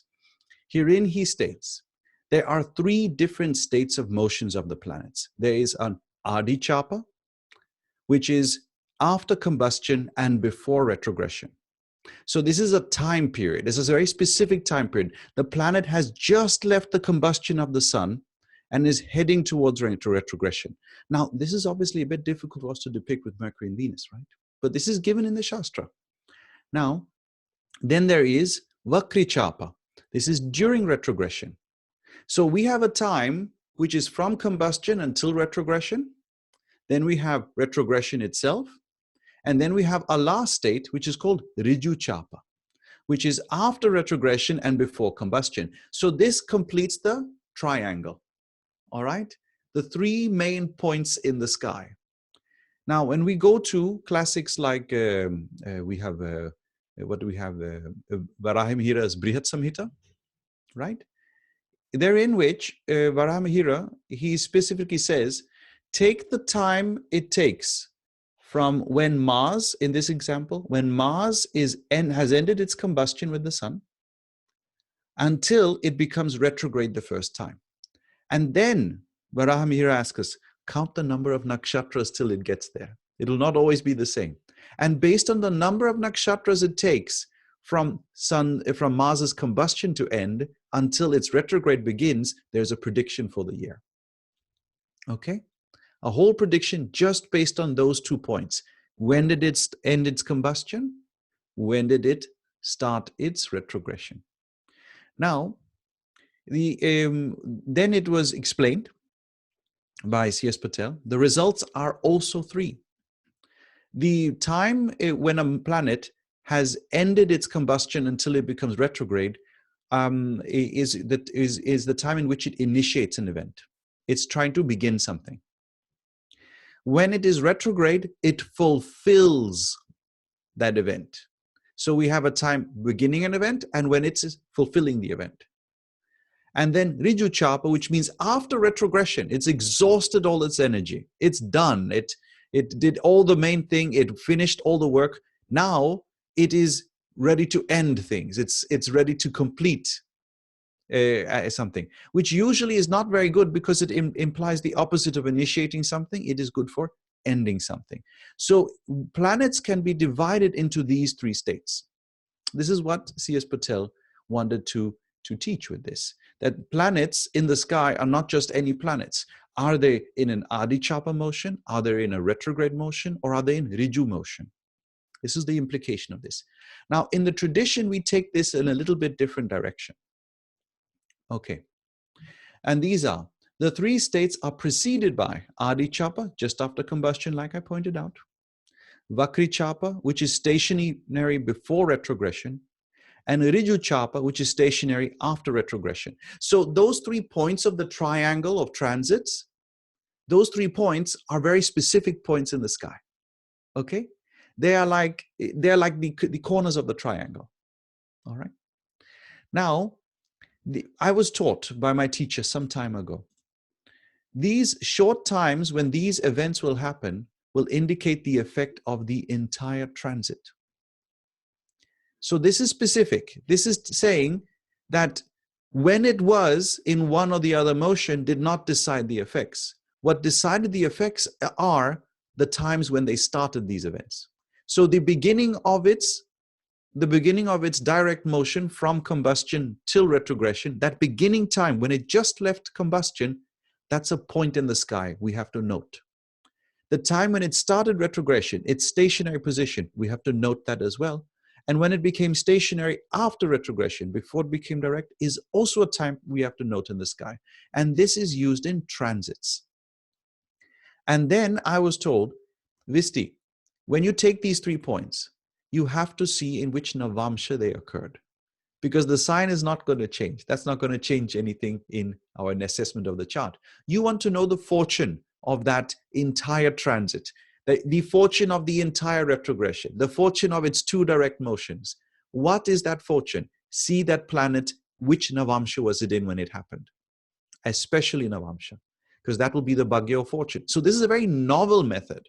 And herein I want to share how exactly we are going to measure an entire many months of retrograde motion just based on this one singular point. Very singular.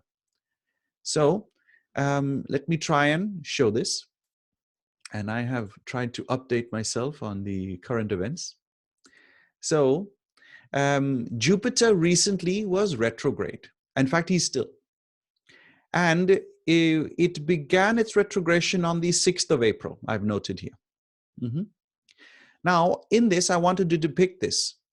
I wanted to see how this is affecting people in the limelight, in the politics. Donald Trump's chart is what I've given here. And I wanted to show the difference in the prediction. If we used Jupiter's current transit position, right? He started his retrogression in Sagittarius, and he has gone to Scorpio during the retrogression. So this would be in the Rashi signs, in the signs itself. Then Jupiter would have been underlined here retrograde, either in Scorpio or Sagittarius, depending on where we see the beginning. But more importantly, what I wanted to depict is where did his stationary position happen? So I went to the Navamsha and found that the stationary position was in Aries. So this Jupiter in brackets that you see here, this is Jupiter's Navamsha when he became stationary. All right? And so if we argue that Jupiter, right when he started his retrogression, it was a Sagittarius in the beginning. That's where he started. From Donald Trump's moon, this is the 9th house. You see? From Donald Trump's moon, this is 9th house. And so we say Jupiter is auspicious in the 2nd, 7th, 5th, 9th, and 11th from moon. This is as per Prashnamarga and Phaladipika. And goodness, there's one more on my lips. Now, so these are supposed to be the auspicious times. So if I say that this time, since the just after this retrogression and during the retrogression, the Mueller report came out, if I'm supposed to say this is a good time for Trump's career, it would not be right. And during the time, it was either retrograde in Sagittarius, Scorpio would be poor because it would be the 8th from the moon. However, if I consider that it was in Aries Navamsha, and I take Aries and place it everywhere, every divisional chart, I want to see how it affects health, see the Rashi chart. Relationships, marriage, see the Navamsha. I want to see how it affects career, the Shamsha. So I'm going to take Aries and see it everywhere, because that's the fortune of the stationary and its subsequent retrograde motion, the many months of it. So we see here that from the moon, it is in the 1st house. Now that is not listed as a good house. In fact, when you read the results, the 1st house results are loss of money, demotion, infamy, quarrel, and mental dejection. Just 12 days after this retrogression began, the Mueller report came out, and Jupiter still retrograde, and they're still going at it, debating impeachment and whatnot. So why is that happening? It's because of this transit here. All right? Actually, I should say because of the stationary. So this is how I was taught to see, well, what will be the effect of this retrogression? Where did it go in Navamsha? That's how you know. And so don't only see the Rashi position during the state, the retrogression. See which Navamsha it began in, and then see that for everybody and start giving the predictions. That was one of the secrets I learned from my teacher. Now, Saturn is also retrograde, right? And I've done a funny thing. In this case, I've shown how Jupiter's retrogression has become negative for a specific individual. Remember, I looked at its place of stationary and which Navamsha it was stationary in. That way, we can say that when Saturn goes retrograde, it will do so in twice in one sign. In the same sign, it may not have the same effects both times it does so. First time it will have one effect, second time it will have a different effect. What's that difference? It's in the same Rashi, the Navamsha, where it became stationary. All right, let me see and show the next slide. So here is Saturn retrograde and the Biden bid. So for those who are unaware, right now, the Democrats are gearing up for the next election in the US, and Joe Biden, has become very popular in recent time. And it's interesting that he announced his bid during Jupiter's retrogression and has grown even more popular during Saturn's retrogression. So Jupiter I have depicted herein, but I wanted to focus on Saturn's retrogression. And I know it sounds odd. I'm seeing something nice from Saturn's retrogression. All right, but I'll show you why I'm doing it. So Saturn, it has been retrograde throughout its time in Sagittarius, but it became stationary, that's the brackets here, in the Navamsha of Scorpio. So the Navamsha of Scorpio is where he began his stationary. And so despite being in Sagittarius, I will read actually that he is in Scorpio. Now see this from the moon. From the moon, this is in the 6th. So from this moon, Scorpio is the 6th. And we say that the results are pacification of enemies and diseases. So what does it mean, pacification of enemies? You are overcoming enmity, right? Your enemies are not rising as fast as you. Okay. Now, is this a good thing or a bad thing? We know it's good. This sounds very good. Pacification of enemies and overcoming diseases, obviously. Pacification of diseases is what is implied here. So it's because Saturn is auspicious in the 3rd house, 6th house, and 11th house from the moon. Here I'm looking at moon in the D10 chart because I want to specifically focus on his career. What he's doing is specifically related to his presidential bid. And right now, he's the most favorite bid for election during Saturn's retrogression. Let's say you say, but Visti, couldn't I see this from, why do I need that stationary position, Visti? Why should we look at that? Why should we accept that? So then I'll say, well, it doesn't look so good for him if Saturn was giving us results from Sagittarius, because being in the 7th from Moon in our list, this is not considered auspicious. So therefore, I would like to bring forth the principle, which is a very novel principle, namely that these 3 parts of transits have starting points, and especially the retrograde transit. To see the fortune of the entire retrogression for several months, we need to know the Navamsha that it began its retrogression in, or rather that it was stationary in before it began its retrogression. And that was my tidbit on the topic.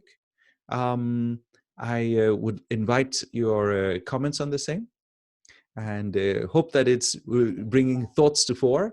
Dharmesh, I hope that I've properly depicted the teachings of C.S. Patel in this, and look forward to your words on the topic.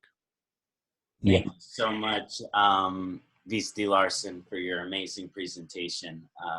I think it was very, very, again, something that has been emphasized throughout this summit, which is the importance of the divisional charts when we're looking at retrograde position and the stationary position.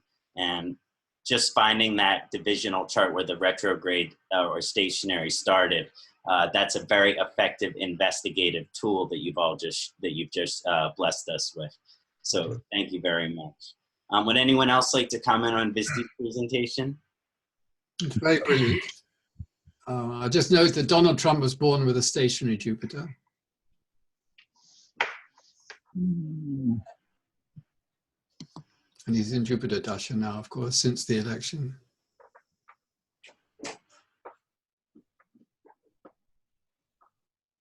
Interesting. Interesting indeed. Mm-hmm. I got Bernie Sanders' chart coming up next, so don't worry. Cool. We got Mars retrograde to talk about. But anything else on transit of retrograde planets? Very well said, Visti. You made me remember of my guru again, and so many things which we can't apply day to day.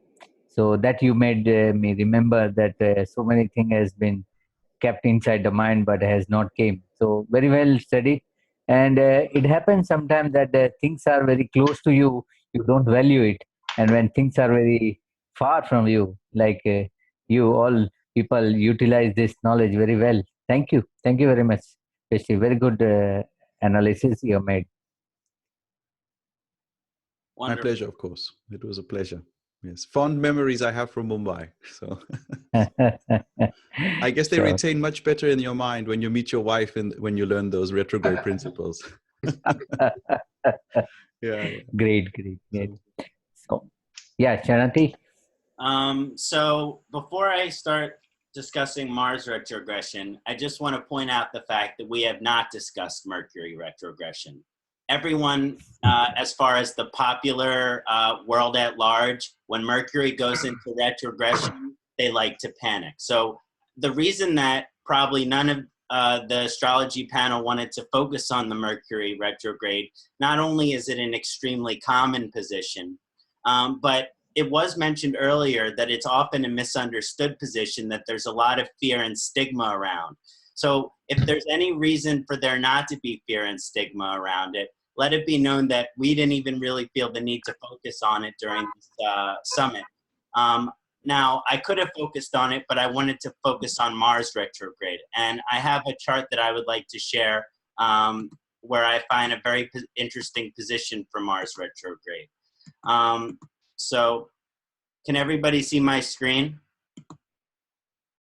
Okay, good. So I have Bernie Sanders' chart here in the D1 and the D9.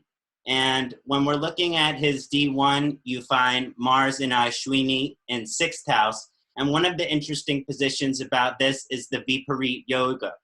Aries is the sign of the 6th house, and then the ruler of the 6th house is in the 6th house. Now, this is the house of enemies. So I've always kind of had an extra bit of hope in Bernie for his ability to conquer his enemies. Hasn't worked out so far yet, but he's got the yoga there that has the position for that.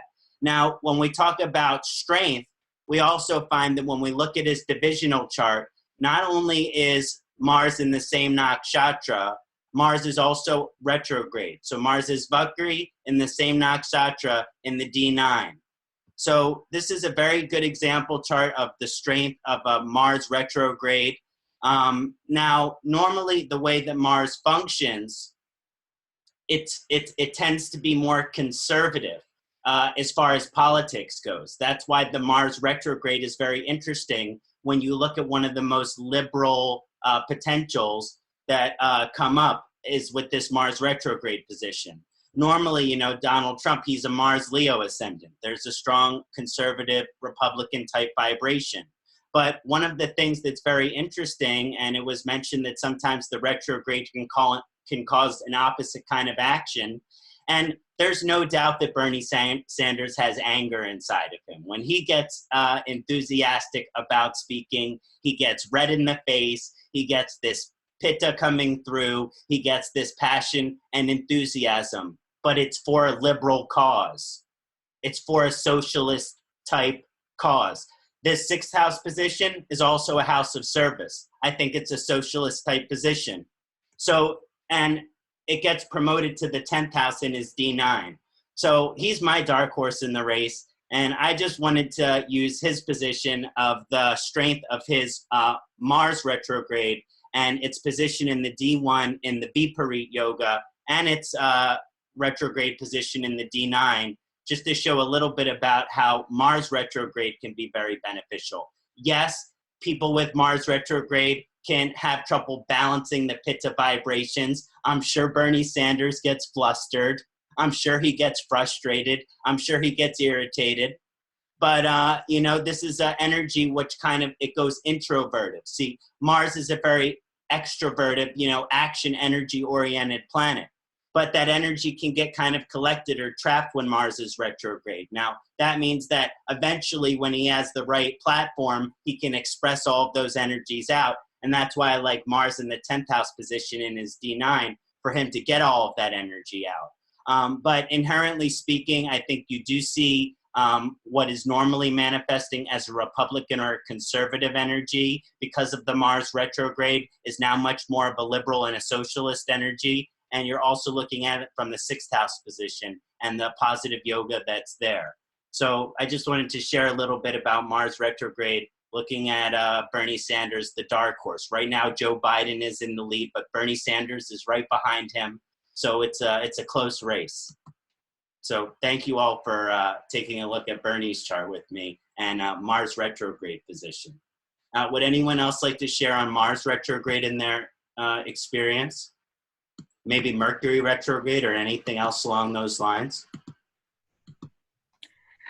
I totally agree with you. Sorry, just very quickly. I mean, there's no doubt Mars is because it's the royalist planet, so it has to be the sort of natural.